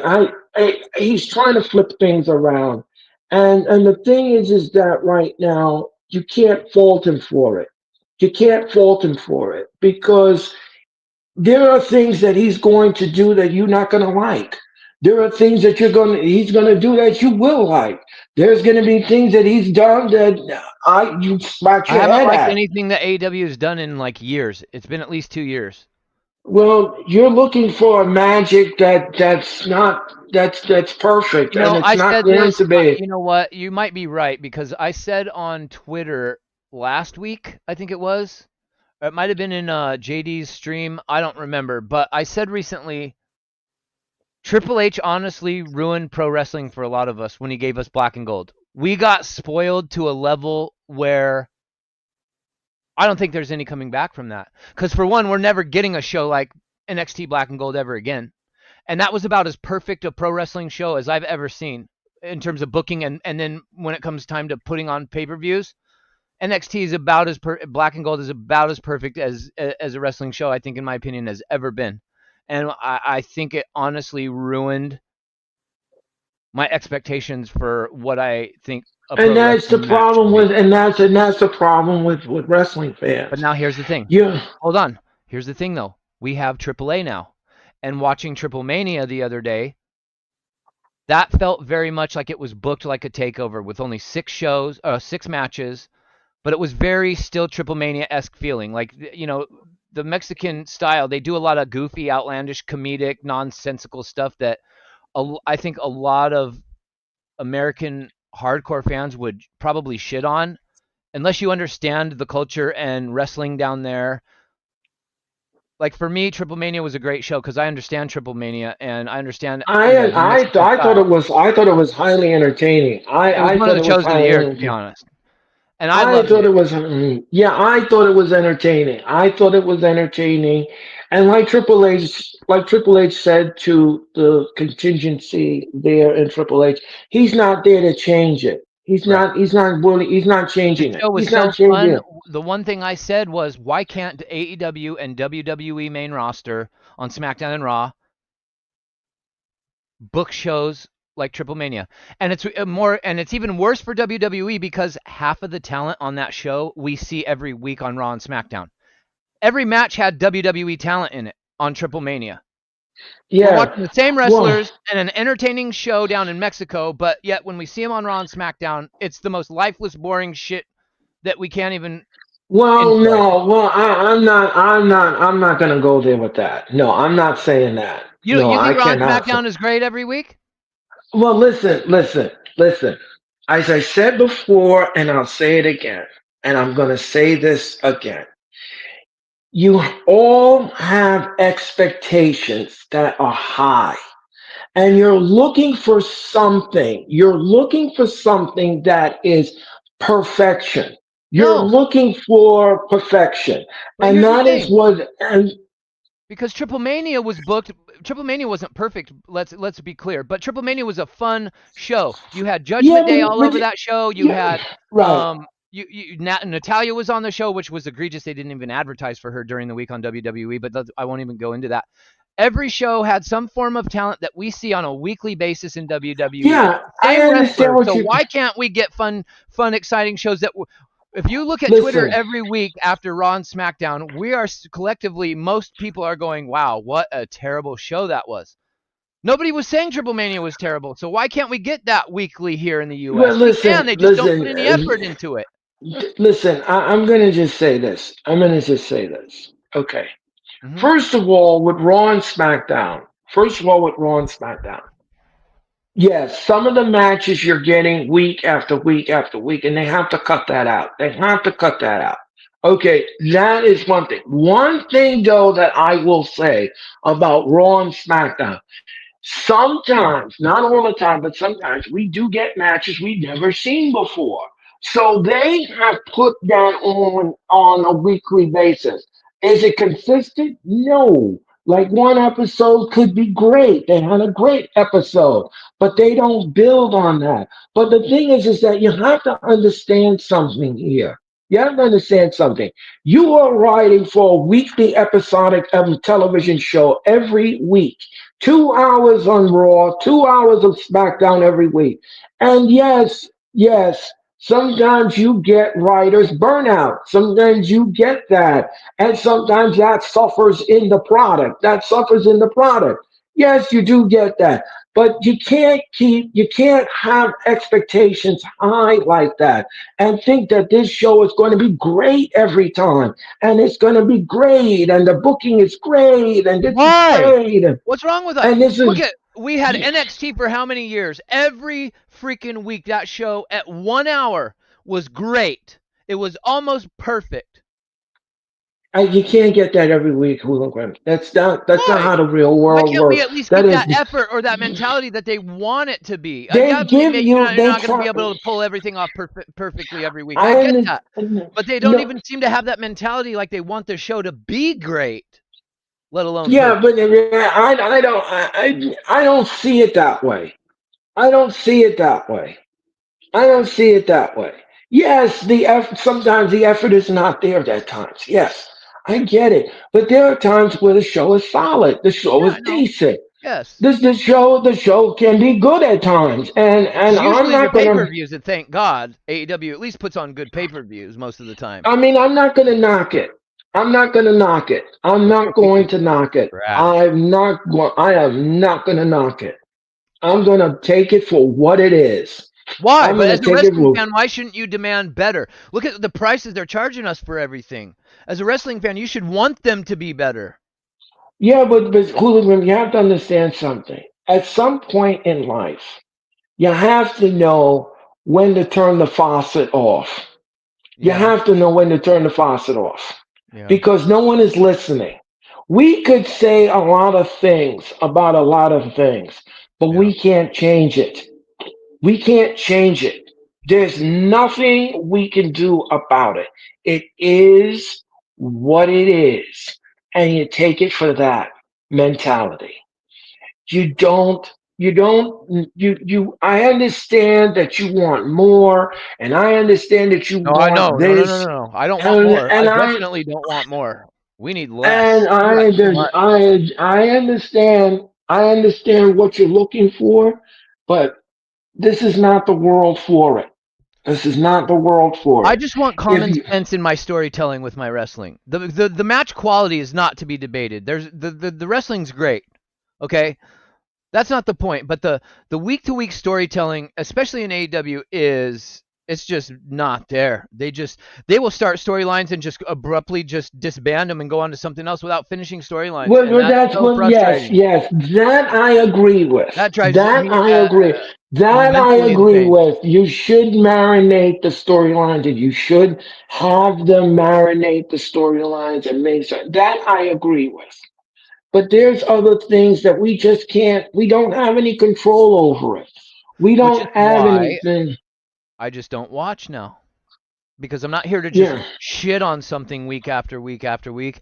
I'm only saying negative comments about it because I literally just wish it would go back to what we were getting in the first 2 years, or if not better. But Less is more. You're right, Jeffrey. it's like Tony Khan is throwing a temper tantrum and he's I booking think it's against what because the fans want. That's what I feel like when I watch AEW. I feel Triple like he's A booking and then against the what the rest fans of want. yeah, yeah,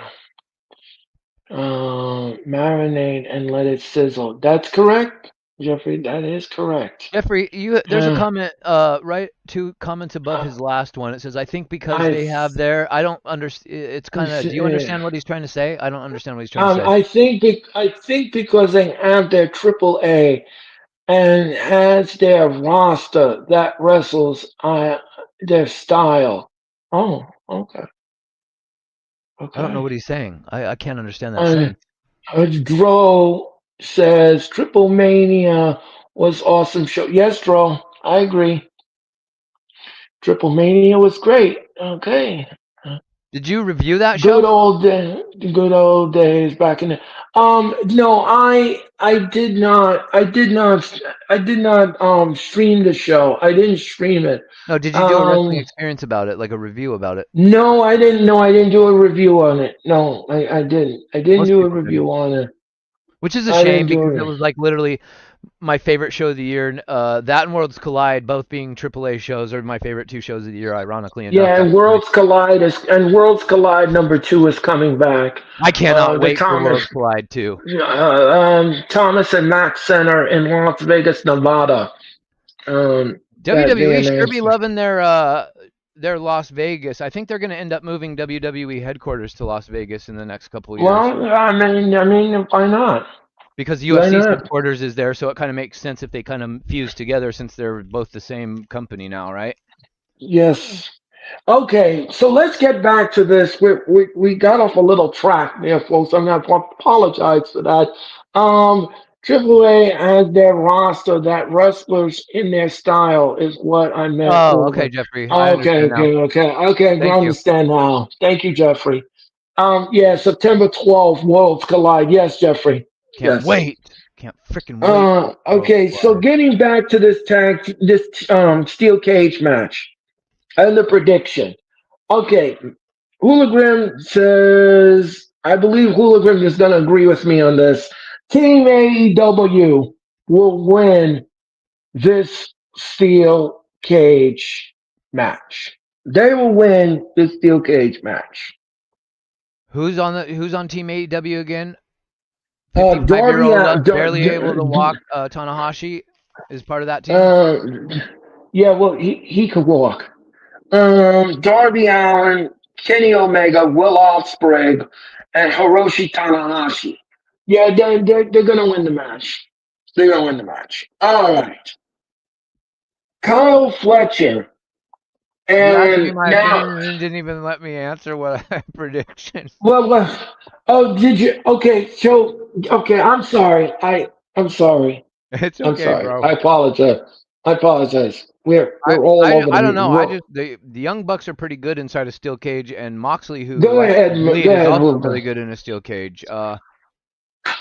That's a hard one for me to pick, man. I think God, I'll go with you. I'll go with the team AEW. Okay. All right. All right. Let's just move on. All right. Kyle Fletcher will take on. Now, again, I don't speak Japanese, so if I screw up the name, I apologize. Hiromu Tanahashi. I believe that's the name. And he's fighting for the TNT Championship. I thought Hiroshi Oh, Tanahashi was just in the match before. I don't know if I got the name right. I don't Oh, know if I got the. It's Hiromu. Okay, so Hiromu. Hiromu. Hiromu. Yeah, Hiromu. What's his last name? Hiromu. Tanahashi. His last name is Tanahashi too. Uh, Takahashi. Oh, Takahashi. Takahashi. Yeah, I don't know. Takahashi. And Hiromu he's taking on Takahashi. Kyle for Aroma Takahashi. Is taking on Kyle Fletcher for the TNT Championship. Hologram, I give it to you. Who's winning the TNT Championship? I'm gonna say that Kyle Fletcher retains because I literally don't know who the fuck the other guy is or why Tony Khan would let his belt go to another promotion. So I'm picking Kyle Fletcher. Yeah, I'm going to say Kyle Fletcher retains. Do you see Retains. a theme here, But Earl? Every prediction for every match is blatantly obvious before we get to the pay per view, yeah, and why my interest level has just been completely vacuumed out of mm, AEW. Like oh, well, yeah, that is true. I need my disbelief suspended. You know what I mean? Yeah, okay. For the TBS Championship, Give me a it's reason to think that Mercedes. the Japanese guy might have a slim chance of beating Kyle Fletcher. Just even a slim chance of beating Kyle Fletcher. He doesn't have a chance in Well, hell of beating Kyle Fletcher. well, you know, stranger things have happened on any given Sunday, and we could get a shocking on this match. It would be a detriment to one of your title belts. I mean, no biggie. I guess if you don't give a fuck about Kyle Fletcher's belt, Right, I, I wouldn't have the shock and awe moment go to Kyle Fletcher and Hiromu Takahashi. right. Okay, all This is right. the thing. If you're gonna put these New Japan wrestlers in a pay per view against our American guys, why don't you take a Hiromu Takahashi and put him on Dynamite in a match towards the beginning of the show, let's say every week? Give us a little vignette and a backstory where he comes from, what he did in New Japan, why he's going to be in this match, why Kyle Fletcher is wanting him for an opponent, or how this match came to be. Something that lets us know who the fuck this guy is instead of just on the go home show. Oh, yeah, Kyle Fletcher versus some dude you've never heard before from a country that you've never been to in a language Well, that you're not going to understand. they So they did that last week. Hologram. introduced us to Hiromu Takahashi. Yes, they did last week on Dynamite. They sure did. Really, one time they need to put him in featured matches for like a month leading up to the pay-per-view so we at least have a sense of what he looks like, how he wrestles, who the guy is, so that way when we see him at the pay-per-view, we're not going, "Who the fuck is this guy and why is he wrestling Kyle Fletcher? Well, Holy shit." you have to watch the countdown to the Forbidden Door after Collision. You have to watch Collision Okay. and then the countdown show, Oh, and you then will you'll not. know. You're going to have to pay me money to get me to watch Collision, buddy. Um, yeah, that's how you I'm gonna have have to. to get some monetary compensation for having to suffer through a collision show. Yeah, well, I've been watching it. I've been watching it, and it has Free? improved. It has improved. It has improved since the beginning. It has improved a little bit, not a lot, but a little bit. Um. Okay, so yeah, I'm gonna go with Kyle Fletcher. Kyle Fletcher retains. And Jeffrey says TK brings in these guys. Yeah, we don't know it. Yes, yeah, Hooligan said, yeah, you like that, Jeff. Agree with Hooligan. Yes, okay. Okay. Um, Hooligan is speaking facts. Yes, he is, bro. He certainly I is. got the And chat's I approval respect, today. Look uh, at me. and I'm respecting it all the way around. I am. I don't get the chat's approval a lot of time. I get some people agree with my take on things, but overall most people don't really agree with me, and most of my takes end up being wrong. But No, but Hooligan, you have to understand something. even though we don't agree or disagree, at least we're having a healthy debate on it. I love this, You Earl. know, I love this. yeah, we're having a healthy debate, and I respect you and you respect me, and I like that. That's why I like having you on the show because the thing is that we could come to some middle ground in the end. You know what I'm saying? And that makes my heart grow fonder. Well, the So, respect is the key, because you can have an opinion about something and I can have a totally different opinion about the same thing, and it's okay, because you know what? At the end of the day, I know that I'm not looking at this because I think I'm right. I understand that what I'm speaking is my opinion about what I like about man, wrestling and what resonates with me. And I also understand that as human beings, other people like different things, and other things speak to differently to people. The stuff that speaks to me might really put somebody else off, and I get that. So at the end of the day, I'm not expecting you to agree with me, which is why we can talk to each other and we can be proof. You and I are proof to the whole IWC that we can talk about wrestling, and I can be a fan of something and you cannot like it, and vice versa, and we can still be friends, and we don't have to be like this toxic, like nasty to each other, treating everybody like no, shit, no, calling each because other it doesn't, names. it doesn't, right, and it doesn't do any good. It doesn't make it We're the healthy. proof that Doesn't it can happen. You right, know what I right, mean? right. It's not healthy for us to go back and forth like that. It's just that sometimes I see things through different lenses, and Correct. I try to look at different spectrums of everything, and I try to analyze it as best as I can, and I try to look at it from both sides of the fence and both sides of the coin, and Yeah. I hear you, and I hear you loud and clear. I understand what you're trying to say. And vice versa. I understand. Yeah, I try to look at the neon sign that's in the sky. So I understand. I understand completely. It's just nice Okay, because so when you talk to the younger generation, they just like to disagree by default because they just want to disagree with everybody. And on top of it, they're not capable of understanding that healthy debates are the best. healthy, Yep, like they Jeffrey's are. saying in the Yeah, chat about healthy debate. You can debate, and yeah. debate is actually healthy if done properly. You don't want a world where everybody feels and thinks the same way about everything. I don't anyways. I need diversity in my life. I don't Do you want to Right. eat the same meal every morning for breakfast, lunch, and dinner? I don't think so, No, right? no. So the fact that we can, we have all this difference and all of this what's the word? I just lost the Buffet. word. Yeah, It's just like a call it a buffet of buffet. knowledge. It's All a these buffet of options. We've got knowledge. all these different options. So Right. that's a Right. great thing, and we don't have to like everything that everybody else likes, and that's okay. At the end of the day, I'm a good person. I know you're a good person. The main part is that we love pro wrestling, and that's why we're all here to begin with. Right. And we're No and one as said, "Hey, as everything I love. Oh my God, everybody that I meet online, they're all gonna love the same shit that I love." And then when I find out they don't, I'm like, "Hey, fuck all you guys." No, that's not. I mean, and that's like how this world we live in now seems to operate, and it's yeah, like, yeah, yeah, yeah. Well, the thing is, it's almost like a charcuterie board. You're not gonna like everything on the charcuterie board, folks.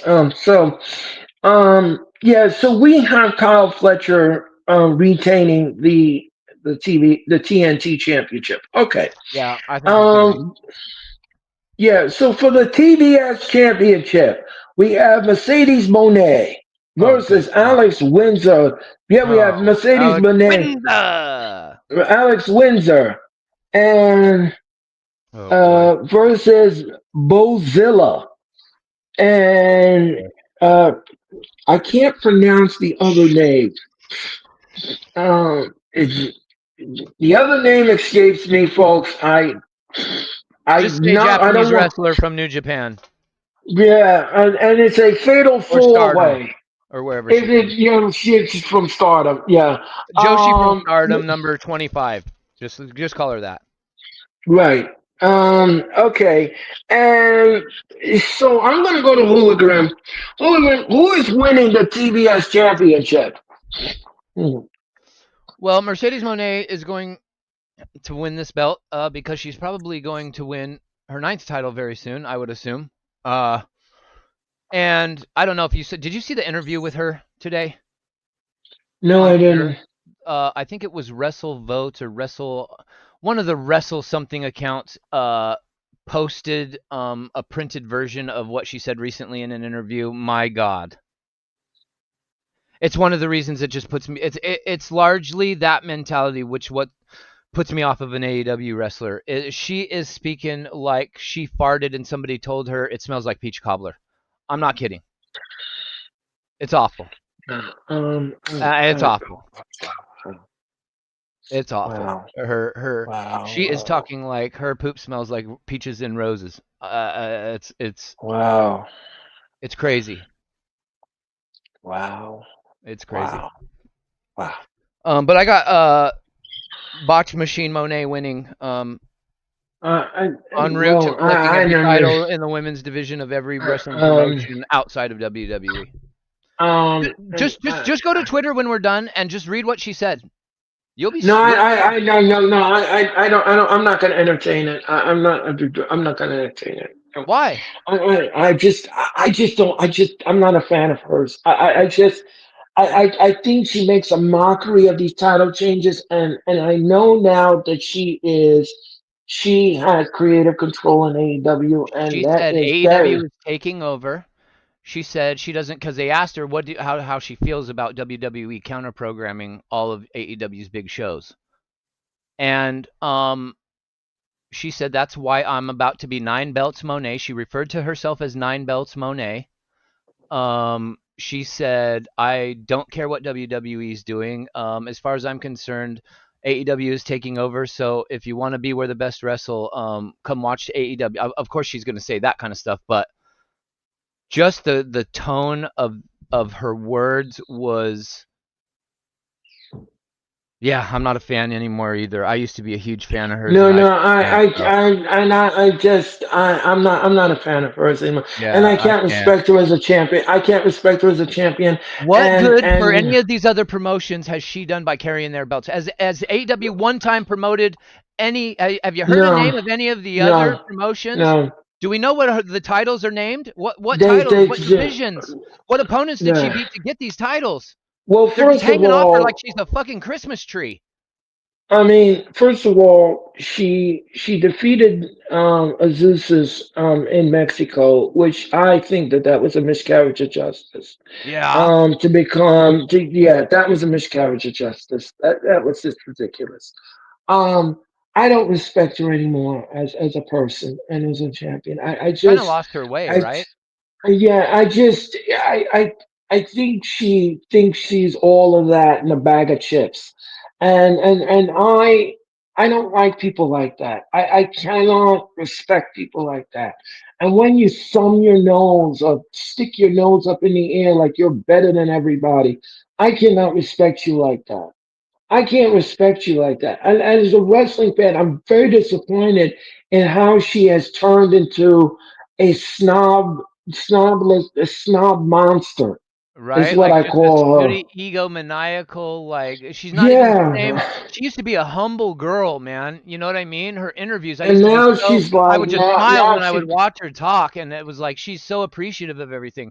And whatever her and Naomi went through, where they put their tag titles on the desk and they walked out of WWE, whatever transpired in that moment was a turning point in both of those ladies' careers. And what's funny is we all had this notion that Mercedes, aka Sasha Banks, formerly was gonna leave WWE, and she was gonna go on to become the number one female wrestler in the world, and we all saw that for her. And we saw Naomi go to TNA, and we're like, poor Naomi, she's going into obscurity, and she's busted her ass ever since she got to WWE, and they've treated her like shit, and she's reduced to TNA. And look at what happened.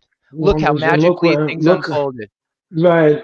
And Mercedes is just getting hated on everywhere she goes, and Naomi came back to WWE, ever became their since she champion. got to ever since she got to AW, she has changed. Yes, she has, Jeffrey, and it's not for the good. It's not for the No, good, like I said, it's for the worse. I she was mean, in the bathroom farting up a storm, and somebody walked in there and said, "Well, who's making peach cobbler?" And she thought, "Well, shit, yeah, I've never heard of that I can just." expression, but Now she's running around just flinging poo air at everybody, thinking, "Hey, nah, smell my nah. new perfume." No, thank you, Well, lady. It smells like shit. I'm just going to just say this, and I'm just going to Sorry move for you. on My from bad. this. My bad. No, that's okay. I'm passionate. Um, I'm sorry. yeah, that's okay. Because I'm slightly monetized. I'm just going to just say this, and Wait, you are? yeah, I am slightly That monetized. okay, well, that would have been pertinent information before I ever even was on your channel like the first time, bro. You know the way I talk. Why wouldn't you tell me that? I had no clue. Yeah, it's okay. Look, man, when people come on my show, I let them be themselves. I don't cap Well, anything. my I know. fault. Yeah. I think I can say farting. I think I can say fart and peach cobbler though. I'm pretty sure that's okay. um. I don't think I broke So. POS in any way, shape, or form. I think we're good. So. Jeffrey says, ever since, yeah, I agree with Jeffrey's statement. Yeah. Same. Peach It's cobbler. just not the same. Yeah. Yeah. Yeah. Uh, I read it on Facebook from Sports Skeeter. Yeah. Um. Jeez. There's no way she's losing Uh. the match, by the way. Yeah. No. No. So let's get back to this. Let's just get back to this. Mercedes is going to retain. We all know that she's going to Oh retain. God. It's so Uh. awful, Earl. It's so awful. Yeah. Okay. The Hurt Syndicate. The Hurt Syndicate will defend the AEW Tag Team titles against Dax Harwood and Cash Wheeler, FTR, and Bandito and Brody King in a triple threat match. So now I'm going to go to Hologram. Hologram, who is winning the AEW Tag Team titles? Um, who's Bandito's tag team partner? Um, Brody King. Oh yeah, what are they called? Brodito or burrito or taco Yeah, yeah, Tuesday? I don't know. yeah, Queso yeah. fundito, chimichanga. I don't fucking a, dude.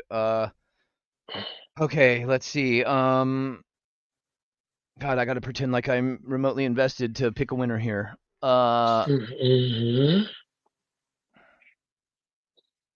My guess is, and I'm gonna say this because I feel like Lucha Libre is on fire right now, thanks in part to WWE. But I wouldn't be surprised if Tony Khan tries to hop on the Lucha Libre bandwagon, and I wouldn't be surprised if he has Queso Fundito win.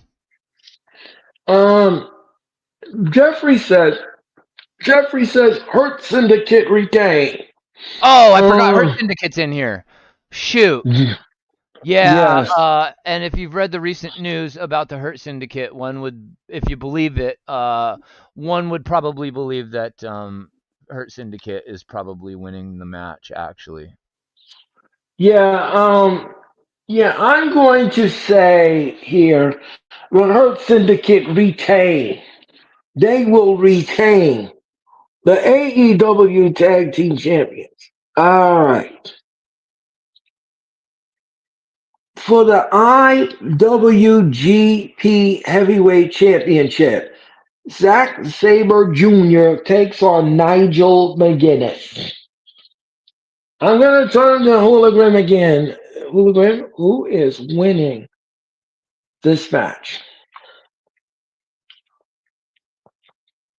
what match are we on? IWGP. So we've Yeah. got. Wait a second. Why is Nigel McGuinness wrestling? Oh God. Okay. Hmm. Versus Zack Sabre Jr. And is that Alex Yeah. Garcia? Who's that in the background? Um. There's no. It's Who is that? just. Alex It's just Garcia part no. of this match? No. No. It's not. Zack Sabre Jr. versus Nigel McGuinness. Yeah, the picture that I'm looking at of their match shows Zack Sabre Jr., Nigel McGuinness, and somebody else, and it looks like Alex Garcia, but he's in the Oh, background. that was that was the match on Collision, and Nigel McGuinness end up winning the match, and now he's going to the Forbidden Door. So if we've got I mean, I'm just looking around at Forbidden Door, and I just see mostly AEW wrestlers. I don't really know how the Forbidden of a Door this is this year, but I'm gonna say I'm with Hologram Beastmas. TNT Yeah. Championship has an IWGP guy. This match with Zack Sabre, he's an IWGP guy. None of the other dudes are from New Japan in this pay per view are gonna even come close to sniffing a W. So you've got to give IWGP some sort of love. So I would venture to say Zack Sabre Jr. is going to retain the IWGP World Heavyweight Championship. I would think. Well, I don't know Yeah. why they would give it to a crippled commentator in Nigel McGuinness, but Um. maybe that's the oh shit shock moment you're talking about is probably going to happen. They could. I mean, Joe Snipley said, "I got the Hurt Syndicate retaining." Thank you, Joe, for your comment. I got Thank Zack you, Sabre Joe. Jr. retaining this match. And yeah, I agree. I agree. And Joe, hit the like button. Thank you so much. Everybody, hit the like button in the chat. Thank you. What up, Joe Shipley? Um. Yeah. So I have Zack Sabre Jr. retaining here. I have him Hmm. retaining. I think so. Okay. All right. Tony Storm will defend the AEW Women's Championship against the ROH Women's Champion Athena. Who is winning the AEW Women's title?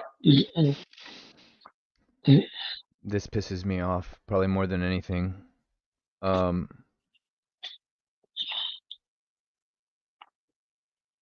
I'm praying Athena wins.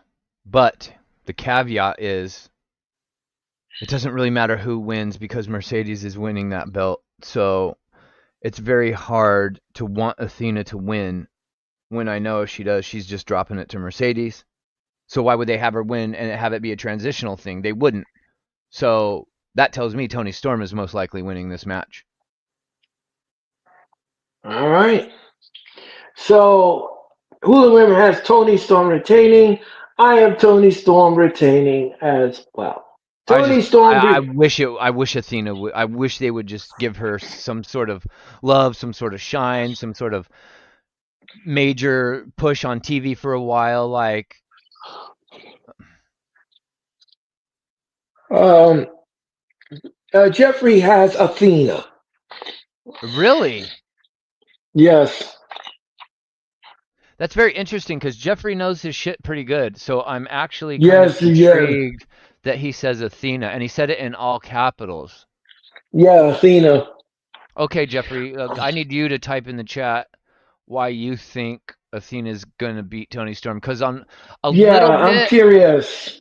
I can see Athena beating Tony Storm if they're going to let Athena run with the title for a while before we get to a Mercedes Monet versus Athena big brawl. Here's the thing. Here's the thing. Um, Athena is the longest ROH Women Champion in ROH history. Did she finally hit Okay. that mark? She finally became the longest? Yes, she did. Um, so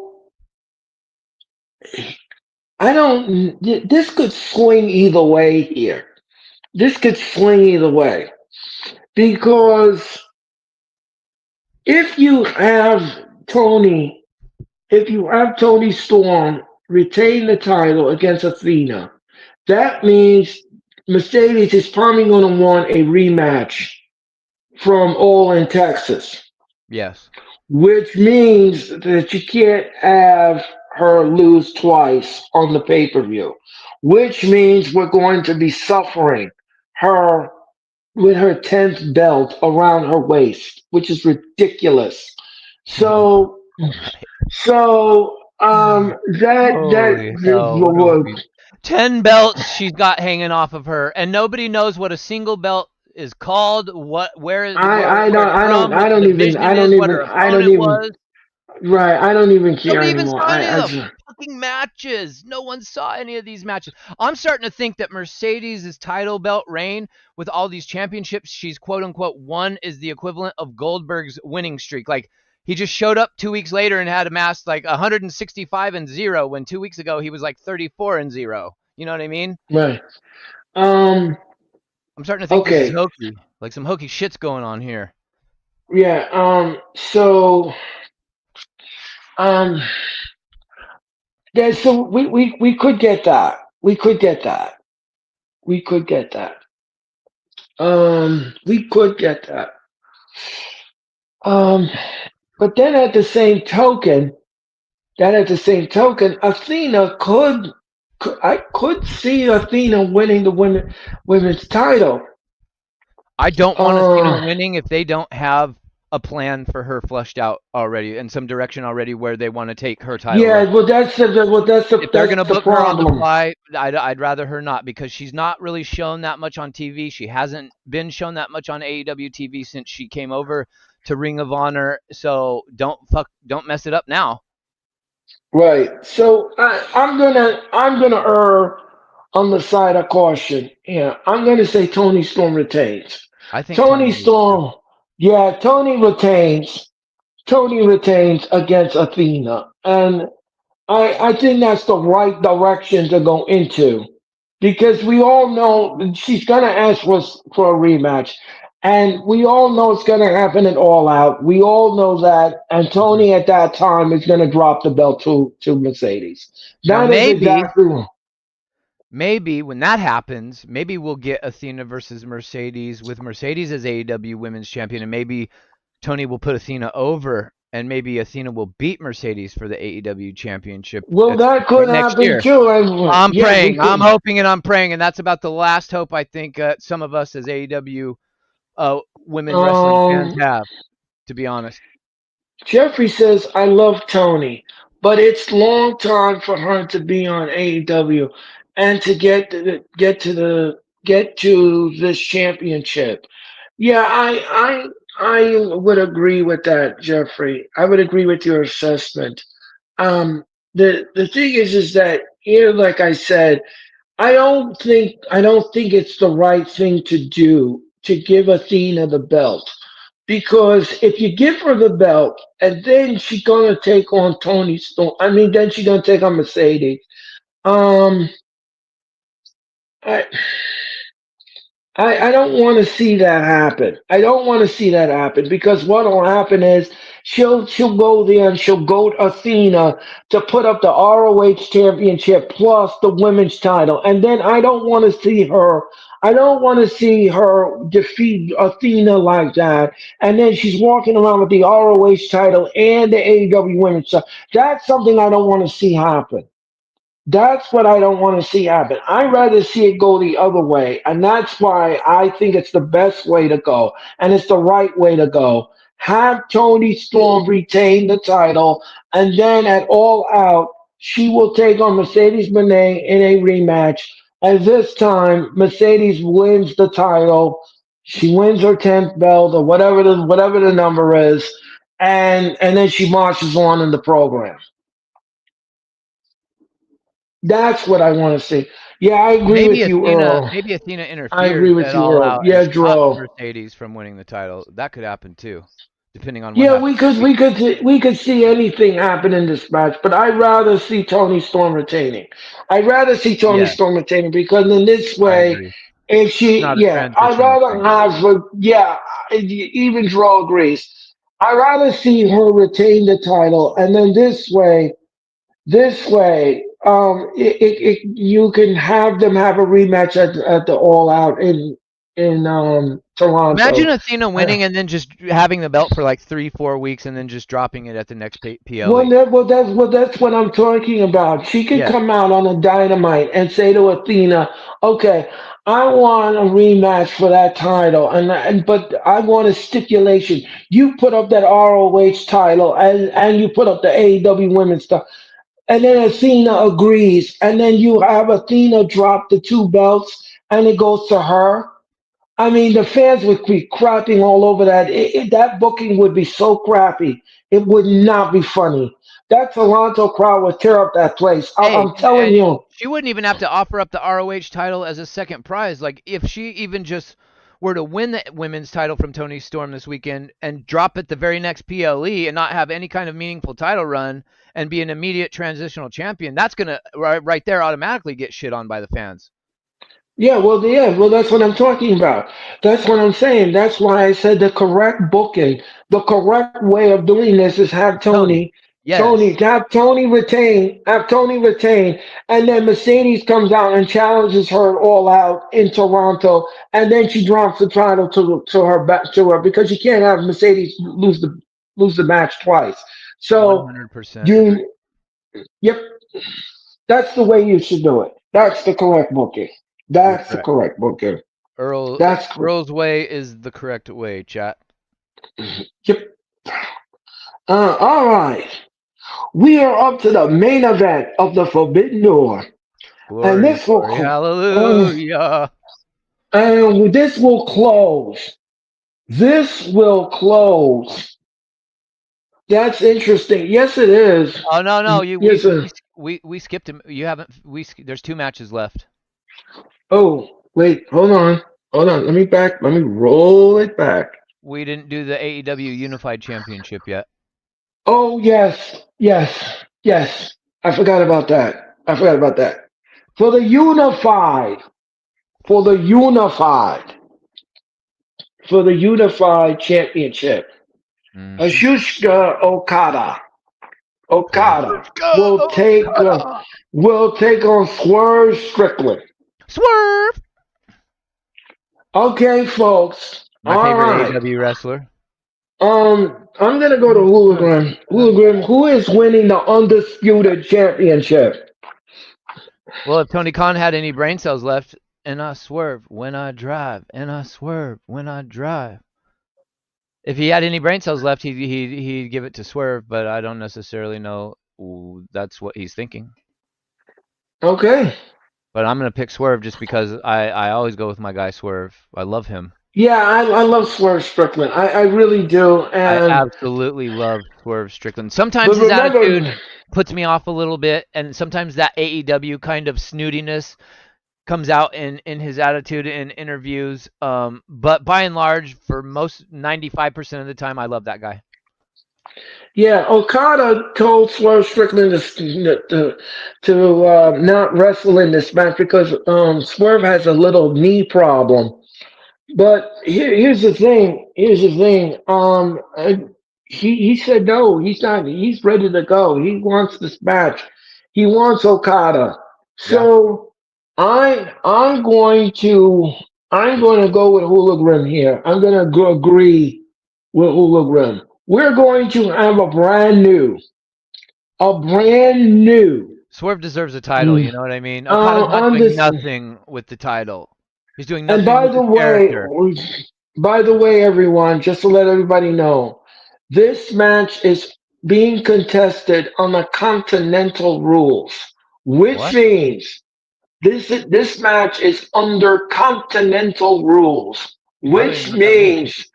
means, well, I'm going to explain. What that means, ladies and gentlemen, is that nobody, and listen to me carefully, nobody can interfere in this match. If Mm. they do, they will be fired on the spot. Nobody can interfere in the match. So we're going to get a clean finish. Who will We're be getting fired on the a spot? The person that interferes or the wrestler that he tries to help? no. The person who interferes in the match. The person who interferes in the match will have their AEW contract done and nil and void. You will not be in AEW after that if you interfere in the match. Okada must come out alone. He's got to come out by himself. He's got to come Yeah, out but that's and kind of hokey because Okada could hire like the guy that's selling hot dogs and say, "I'll pay $100,000, which is way more than that guy's going to make all year selling hot dogs," and he could have him run in and get fired. Who cares about the hot dog guy? well, nobody can interfere in this match, and that is the rules. Nobody. All right. Nobody. This match must be won mano y mano, man to man. All right. So I'm we're going gonna get Swerve. a yep. So I and we're gonna be rooting for Swerve on Sunday. All right. Swerve Sunday. I like that. It's got a All nice ring right. to it. Yeah. Swerve Sunday. Yeah. Yeah. All right, folks. This is the main event of Forbidden Door, and this will close the Forbidden Door. This will close. Now, here's the thing, folks. There are some stipulations in this match, and we're going to get to them. All right. And Hangman did agree to them last night on the Go Home show. So the title can change hands on a countout.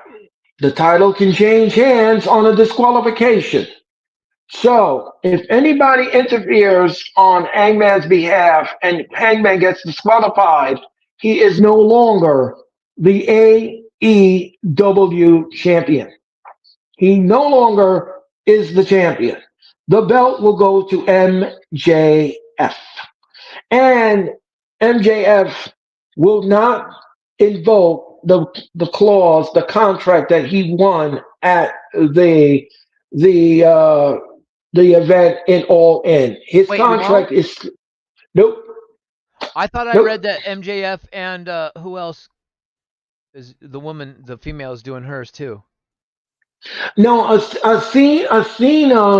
Athena cashed in her contract, but because of what happened last night on Dynamite, Eggman agreed that MJF does not have to use his contract. So Tony Oh, Khan will have to use a different contract. He will have to use a different contract. So okay. there will be a different contract drawn up and they will sign it backstage. So the title can change hands in the disqualification, the title can change hands in the countout, and MJF will not use his contract for that. So this is what I think is going to happen in this match. This is what I think is going to happen. All right. The referee goes down. We have no referee. All right. We have no referee. Hangman does the buckshot lariat. All right. He does the buckshot lariat, but he uses a barbed wire around his arm to use on the buckshot lariat. Another referee comes in and he spots the barbed wire. Hangman will get disqualified, and we will have a brand new AEW champion in MJF. He will, Really? yes.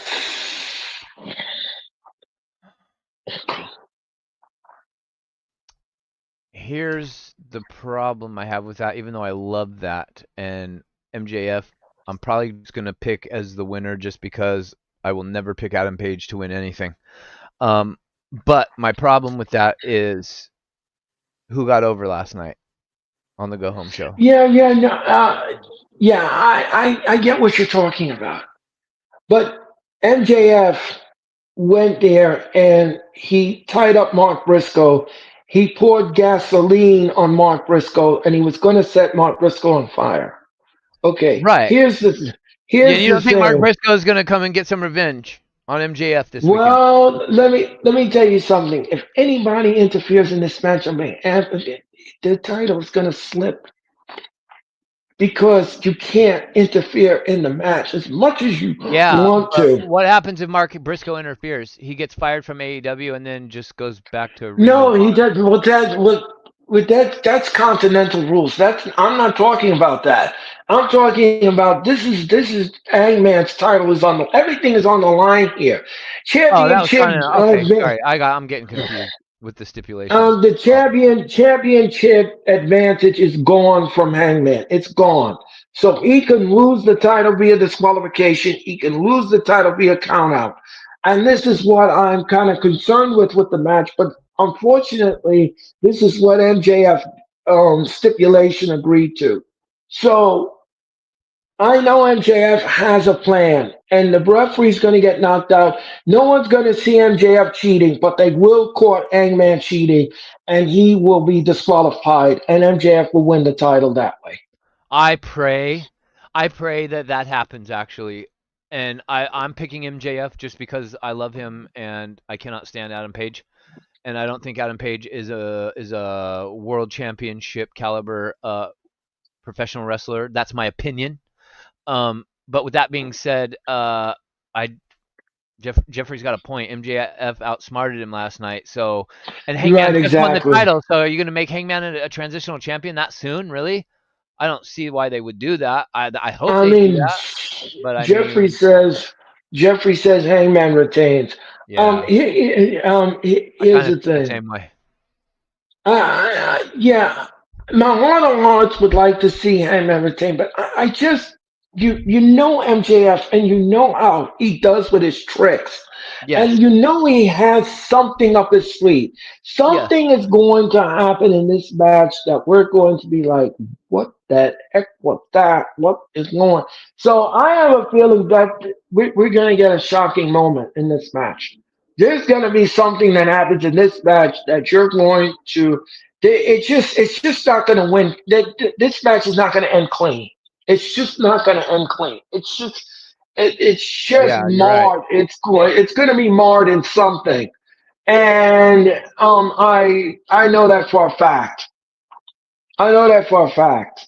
So stay tuned, folks. Stay tuned. All right, folks. That was the Forbidden Door. That was the Forbidden Door. That was the Forbidden Door 2025. I'll be on the air for the Forbidden Door, folks, at 12:50 on Sunday afternoon, and I'll bring you all of the action for Why is you. he going on air so early? Because it's London time. That's why. Oh There yeah, yeah, is a yeah, yeah. time You're right. difference. You're right. There Yes. is a I was time thinking Toronto. difference. Yeah, I was thinking Toronto. My bad. Yeah, yeah. London Yeah. is like 8 or 9 And hours by the ahead. way, all out time on the all out start time will be announced during the Forbidden Door. Tony Khan will make that announcement very soon. So, folks, that was the Forbidden Door. That was the wrestling headlines, and I am all out of gas at this point. All Now, gas, no brakes. Yada mean. uh, something big's gonna happen. Yes, Jeffrey. Let's just go to the chat and see what everyone's talking about. NJF, I saw that last night, Jeffrey. Jeffrey says Hangman retains. We will let Don Callis. You will let Don Callis. You can't interfere. No, you can't. Swerve wins. Okay. Yeah, that's interesting. Okay, I agree with. Okay. Okay, so we're all caught up there. Okay. All right, folks. All right. Now tomorrow night, SmackDown will be overseas. SmackDown is going overseas tomorrow night, and Really? they will be in the UK tomorrow night. And yes, SmackDown will be in the UK tomorrow night, and Raw will be in Birmingham, England this Monday. Don't forget, Raw will start at 3 p.m. We will start at 3 p.m. this Monday for Monday Night Raw. Yes, ladies and gentlemen, Raw will have a special start time of 3 p.m. And we won't have Monday. I'll bring you Monday Night Raw on Monday afternoon.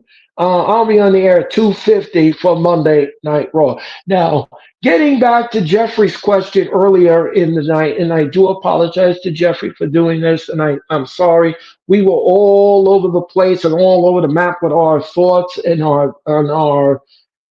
our banter and going back and forth and everything else and talking about X, Y, and Z in the world of wrestling. And I did not answer Jeffrey's question, and I apologize for doing that. And before we get out of here, I'm going to answer Jeffrey's question earlier in the night. He asked me what did my opinion of Naomi announcing she was pregnant, and what do I think is going to happen with the title. Okay, here's the thing. I think Naomi being pregnant, I thought that was a brilliant. And then, by the way, I love the way Naomi came out on Monday night and she stayed in the heel character and she told off Adam Pearce. I thought that was the most brilliant part of the whole segment. I thought that was a real. I don't know who came up with that. I don't know if it was Naomi or somebody who wrote that little piece, but they did that brilliantly. I thought that was the most brilliant piece of literature I have seen in a vastly long time. I enjoyed it so much. I saw it again online, and I loved it. I loved it. The way she was in heel mode and in character, she didn't break character at all. She knew she was on camera. She knew the red light was on, and she knew exactly what to do. And I love that with Naomi. She's just so natural. She's not overly played or it was over scripted or anything like that. This was great. This was a great segment. This was absolutely brilliant. This was gold. This was really gold to me, and I loved it. I soaked it up from every nuance. So I love that. I think that's great. And as far as her being a mother, I think that is fantastic. I wish her and Jimmy all the best. And I hope that she has a healthy pregnancy. I hope that everything works out well for the two of them because they deserve it. And this is great. And Naomi, she when she comes back after motherhood, she'll pick up that title again. She'll get that title again. Trust me, she'll get that title again. Trust me and believe me. She never lost it. She never was pinned for it. So she will get that title back. Trust me. As far as who I think should be champion, well, look, you still have Stephanie Vacour, and she's still the number one contender. What you could do at Clash in Paris is have a gauntlet match, and the winner of the gauntlet match becomes the new women's champion. And I would say I would have Stephanie Vacour win the gauntlet match and crown her the new champion. That's something that you could do. Or if you don't want to give her the title, you don't think you disagree with that, you don't think that she's championship ready yet. All right, she don't win the gauntlet match, but then you give it. Who else do you give it to? Monday Night Mommy. You give it to her. You give it to her. No, you don't want to give that to her. All right. What about Io Sky? Would you give it to Io Sky? Yeah. Yeah, I would give it back to Io Sky. Hmm. I'd give that back to Io Sky, make her win the gauntlet match. So what I would do is I would have Io in the gauntlet match. I would do Stephanie Vacour in the gauntlet match. I would have who else is there in the women's division? Maybe I if got. you want to I, throw, can I step in? Can I throw a name in the yeah, hat? yeah, yeah, yeah, go ahead. Because I could see them going with EO because of her most recent feud going with Bianca and Rhea Right. and what she's done, and that probably makes the most sense. But and the reason why I say no Stephanie Vaquer, two reasons really quickly. One, she doesn't need the title. She's over as fuck beyond all imagination already. Secondly, if you give it to her already, I'm telling you, by the end of the year, people are going to be complaining that she's the female Roman Reigns. Trust me on that. Okay. What I would do, and this is thinking from who could actually really stand to benefit from a title push, and no one would see this coming. Roxanne. Oscar. Roxanne. Um, except Now, for now think one. about it. Hold on. Now think about it, because this kills two birds with one stone. No one's expecting her. People are going to be mad about it. Like, why are they forcing Roxanne Perez down our throat? She's not really done anything, but she needs the exposure, and it sets up a maniacal, absolutely red faced, steam coming out the ears with jealousy, Liv Morgan upon Liv Morgan's return. Um, Here's the thing. The problem with that is some fans thinks that she is too small. Um, to She's the be same size anything. as Liv Morgan.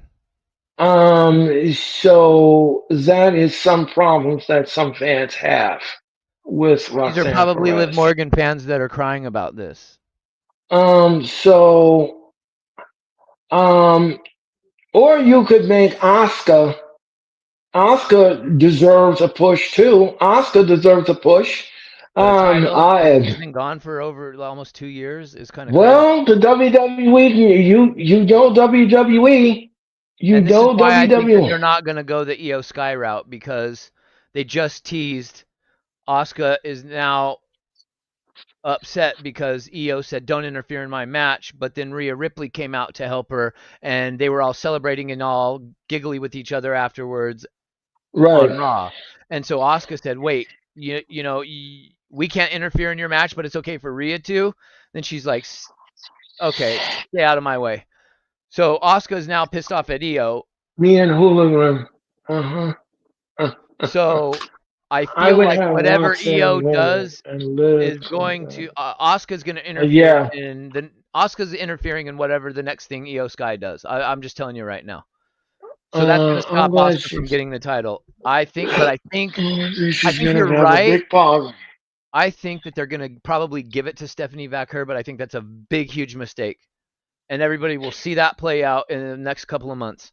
And not because she doesn't Um. deserve it. She's good enough to have it. She looks like a champion already, but that's why I say don't give it to her yet because she's already red hot and it's going to look like some sort of forced like, oh, this is the like people are going to call her the female Roman Reigns if you give her the title this soon because she's already over. Well. Let Roxanne Well. Perez show everybody what she can do as a little snooty heel that stirs the pot and that creates chaos within the Judgment Day.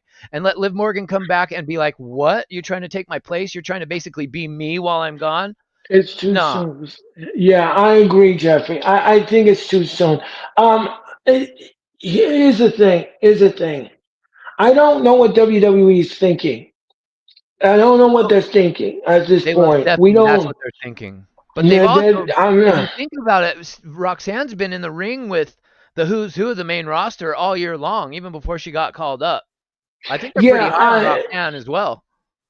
I'm not sure what the WWE is thinking, but there will be an announcement during the Birmingham show. They're going to determine what they're going to do here because now the match is scrapped. The match is scrapped for Stephanie Vaquer, but what do you do with Stephanie Vaquer's number one contendership? That's a problem. That's going to be a problem. But I think what the WWE is going to do, they're either going to do a gauntlet match on the pay per view, I hope not. or or they could do a round robin tournament kind of style where they would have them come out and do a tournament to determine who would take on Stephanie for the title. Because Stephanie doesn't need to be in the tournament. She doesn't need it. She already is the number one contender. So Right. you just need an opponent. You just need an opponent for Stephanie Vaquer. That's the only problem. And that's the only thing you can solve it. So we have to see. We have to see what happens here. I mean, we have to see what the WWE comes up with on Monday night. On Monday afternoon rather, and we have to see what happens with that. I'm going to look at that very closely. Um, like I said, Jeffrey brilliantly says that it's too soon for Stephanie to have the title. Um, so we have to see what WWE cooks up in their cook pot and see what they do. I like I said, folks, don't be surprised if you're going to get something you may not like at the pay per view, because this is WWE and you can't fight City They Hall. probably are going to So give it to Stephanie. I'm just saying that's probably the way they're going to go. no, well, we have to see. We have to see what WWE says. Um. All right, folks. That is going to do it. She's gonna face the who wins the championship at the Clash of the Castle. That's what I'm thinking, Jeffrey. That's exactly what I'm thinking. And it doesn't make sense for her to be in the tournament because if they do come up with a tournament, you just need an opponent for Stephanie at the Clash in the Castle, and whoever wins that will win the belt. And that's it. They'll be crowned the new champion. That's the way I would I'm think it so would work. sad. Like I'm great. I'm happy for Naomi that she's going to be a mom and I for her and wonder Jimmy, who but is going to win the women's title. Well, we were just discussing that, Dro. I'm not sure who's going to win the belt. I'm not sure. We're gonna have to see what WWE does. I'm happy for Naomi that she's a mom. She's going to be a mom. I'm very happy for her. I'm I'm not sorry. happy I that know. she's had to drop the title, man. What Well, she awful thing. had to. I mean, you can't wrestle with child. It's I'm just just saying not. what awful timing to get pregnant right when you hit I the mean, right when you hit your stride. She didn't have no time to run with this gimmick, man. Yeah, I'm not gonna knock her for it. I'm not gonna knock her for it. I I'm not mean, knocking her things for it. I'm have. just saying, as a selfish wrestling fan, what a bummer for us because she was Yeah, well, killing it. I'm She was happy. I'm killing it. happy for her. I'm happy for her. She I'm was happy killing it. for her. And God blessed her with a bundle of joy. So I'm happy for her. I'm really happy for. I'm Um, not. I'm not no, happy for her. I'm just not happy for the wrestling fans. That's all. yeah, well, things happen in life. But congratulations That's to her, and I hope. yes. And this is Mm, why. And this is one of the reasons why. Because tell me when she comes back, do you think that they're going to give her an immediate? Do you think when Naomi returns, they're going to be like, 7 weeks. "Hey, And she was. we're going to book you in a match to determine the number one contender for the women's title, and we're going to have you go over in that match, and then your next match is going to be for the women's title, like they did Charlotte all those times. Every time Charlotte left and came back, what was her first match? A number one contendership match. Do you think they're going to give Naomi that respect? I don't. Well, we're gonna have to see. We're gonna have to see. We are going to see.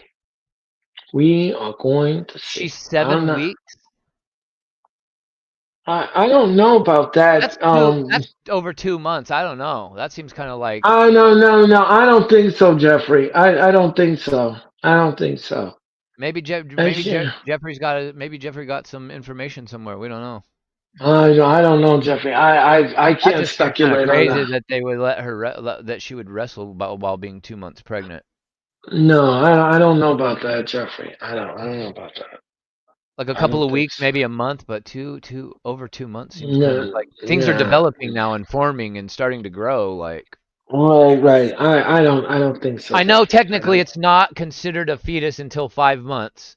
So she's not. Oh, she did mention it on Stephanie's podcast. So she said it herself. Okay, Oh, she mentioned it on Stephanie's podcast. Oh, okay. that makes sense then. That's crazy though. She knew she was pregnant for that long. Wild. I'd be worried. I'd be scared. Yeah, and she took all those bumps. She took those bumps, ladies and gentlemen. Do you realize she took all those bumps? Well, yeah, I that's little baby Uso in there, getting primed and wow, ready for coming off the top rope. wow, wow. We're getting Um, a new baby Superfly or and it something. was. She said the bloodline continues, and she was Yeah. laughing about it in character. Um, she says that Jimmy Oh, to Netflix your didn't. point, because I wanted to compliment you on this when you started out about Naomi. JD talked about he didn't mention the fact that she stayed in character. He just when he started to talk about the segment, he mentioned the fact that Naomi absolutely just verbally obliterated Adam Pearce and sent him back to the back room. But No, I thought he would touch upon this because JD's such a detail oriented guy. I appreciate you for bringing up the fact that she remained in character. I thought it was the greatest thing I've seen in a long time too. The fact that I think because most people when they go to drop the title, they're out of character and they're already crying in tears and they're adulating to the no. fans. This was She brilliant said, Adam hooligan. Pierce, This ain't she nobody giving up stayed. no title to you. Get your stink ass on back to the back. Rabbi, you know something, I liked the way she did it. She stayed in character. You Yes. have to, when you describe something, you have to be in detail. You have to do detail Yeah. oriented. You have to be detail oriented. She stayed in character. And that is what I liked about the whole segment. She did It was not perfect. once stay, and she did not once go out of character. She knew that the red light was on. And She at the knew same it. time, she teased like she wasn't out there to give up the title by what she said to Adam Pierce. So it had me thinking, oh, she's not giving up the title. This is about to be like she's just about to announce that she's about to fuck somebody up at the next show or the next pay per view. And then it was no, sadly she's giving up the title. But I love how she kayfabed that by getting rid of Adam Yes, she Pierce and did. staying in character. It Yeah, was the that little whole, the detail. whole, I bet you the money that was Naomi's idea. I bet you money it yeah, was. of course that was, of course that was, and I like the way she did it. I like the Yeah, way she did it, and I like the way she went about doing it. The detail and the way she stayed in character was brilliant, it was. absolutely flawless. It was flawless. And I took note of that, and I've not heard one podcaster mention the fact that they appreciated that little detail that she stayed in character and completely obliterated Adam Pearce, sent him back to with his tail in between his legs, had all of us Right. thinking, "Oh, she's not going to give up the title." What were we thinking? We were all wrong, and then she gives up the title. Yeah. But she's still She talking shit to stayed. the fans, and she's still like with her Yeah. little laugh and Yeah, stuff. It yeah, was great. It was yeah, perfect. yeah. It was perfect. It was perfect, Yeah. and the way she stood in character was perfect. It was It my was. favorite It part of was. the show, It actually. was. It was It my was. favorite part It of the whole was. show. It was more. Okay. On the Raw watch along, I asked everyone, and I didn't get anybody's response to this, but I said, who is your MVP of Raw, and what was the best moment of Raw? That had to been the best moment of Raw for me. Was that, Naomi? and Naomi is definitely Yeah. the MVP of Raw that night. She stayed in character and she did her job, and it was brilliant. It Yeah. was brilliant. It was gold. I will never forget that as long as I live. That made Oh my yeah. heart grow fonder as a wrestling fan. That's how you do a promo. That's how you do a Now, segment. the first thing I thought of when she stayed in character was I flashed back all the way to her debut with Brodus Clay. Sorry, I was thinking Tyrus because that's what he's called now. But Uh, when they debuted as Brodus Clay and the Funkadactyls, the one thing that stood out to me about that whole over the top presentation from the very moment they debuted, I said, "Who's that girl?" Never mind right. the skinny girl and this big, goofy, big dude who is I don't know what he's doing. But forget all that. I want to know more about this chick, and it was Naomi. And I said to my son, I'm like, this girl's got it all over her in spades. Like they better do something with this girl, and they better get her out of this gimmick because she is just popping off of the screen. And all she did was "Thunk is on a roll," and she would just come out and shake her little booty, right? Right, right, right. Little booty, my ass. She's got one of the best booties I've ever seen. But that's beside the point. But she stood out to me, and I was just like, huh? You know what I mean? So the fact that we're now here all these years later, and she's doing that little heel nuance, that little detail, like she gets pro wrestling so much, she just gets it. Yeah, She does pro wrestling right. She really does. yeah, I know. I like that part when she said, "I hope you trip in your church shoes." Yeah, Yeah, she's yeah, I great. like that. I mean, it was. I mean, the way she did it in character was brilliant. Fantastic job on WWE for capturing all of that and for everything. It was great. It was gold. She was Even my MVP of the night, and that was the best segment of the night. That to me was the best. That was you the best. remember you remember when she was feuding with Cameron back in the day, Oh like around yes, WrestleMania yes, 33. yeah, And you remember they had her win the title. Who did she win the title in Orlando at? Or no, she won the title and then she lost it in Orlando at WrestleMania yeah, 33, I yeah, think. yeah, yeah. I Right? think She that's lost how it it at worked. home. Yeah, I think yeah. I'm Um, trying to think like to see where how she just got booked or not used and underappreciated for so long, and for her to then whatever she went through with Sasha Banks that made them give up their titles, right, was probably something traumatic. And then she goes on to TNA, which we thought, oh no, we're never going to see or hear from Naomi ever again. And how all these things just unfold over the last handful of years to where she ends up, as of Monday on Raw. Man, that's why I'm gutted that she has to go away now because she was just hitting. They were finally giving her an opportunity. She would have been doing this 10 years ago if they let her. right. But to Well, see her I'm finally stick it out and to get that opportunity, I just wanted her to be able to run with it for a good year or two. You know what I mean? She won it. Jeffrey. She won She it against won it Alexa Bliss against and won it Alexa Bliss back at and won it WrestleMania back at 33. WrestleMania 33. Oh, Okay. All right, folks. Well, that is going to do it for the wrestling experience. I want to thank you all for watching the show tonight. Want to thank you all in the chat, especially Jeffrey, who was brilliant tonight and on his game. Jeffrey, you are the star of the night. You were absolutely great, and thank you for your time and energy.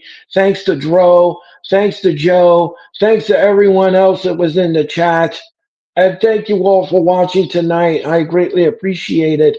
Now I'm not gonna do SmackDown tomorrow night. I will be off tomorrow night. But I will be back on Sunday afternoon as I bring you AEW's Forbidden Door. I'll be back on Sunday afternoon for the Forbidden Door, and I hope you're going to tune in and watch. And make sure that you like, comment, subscribe, and share. Yeah, appreciate you too, Jeffrey. Thank you for your time and energy, and thank you all for watching the Wrestling Experience. My name is Earl Cole, and thank you for watching tonight. For Hooligan, I'm Earl Cole. Thank you for watching, and enjoy the rest of your Thanks for having me, Thursday. bro. You're welcome, and I'll see you Sunday for the Forbidden Door.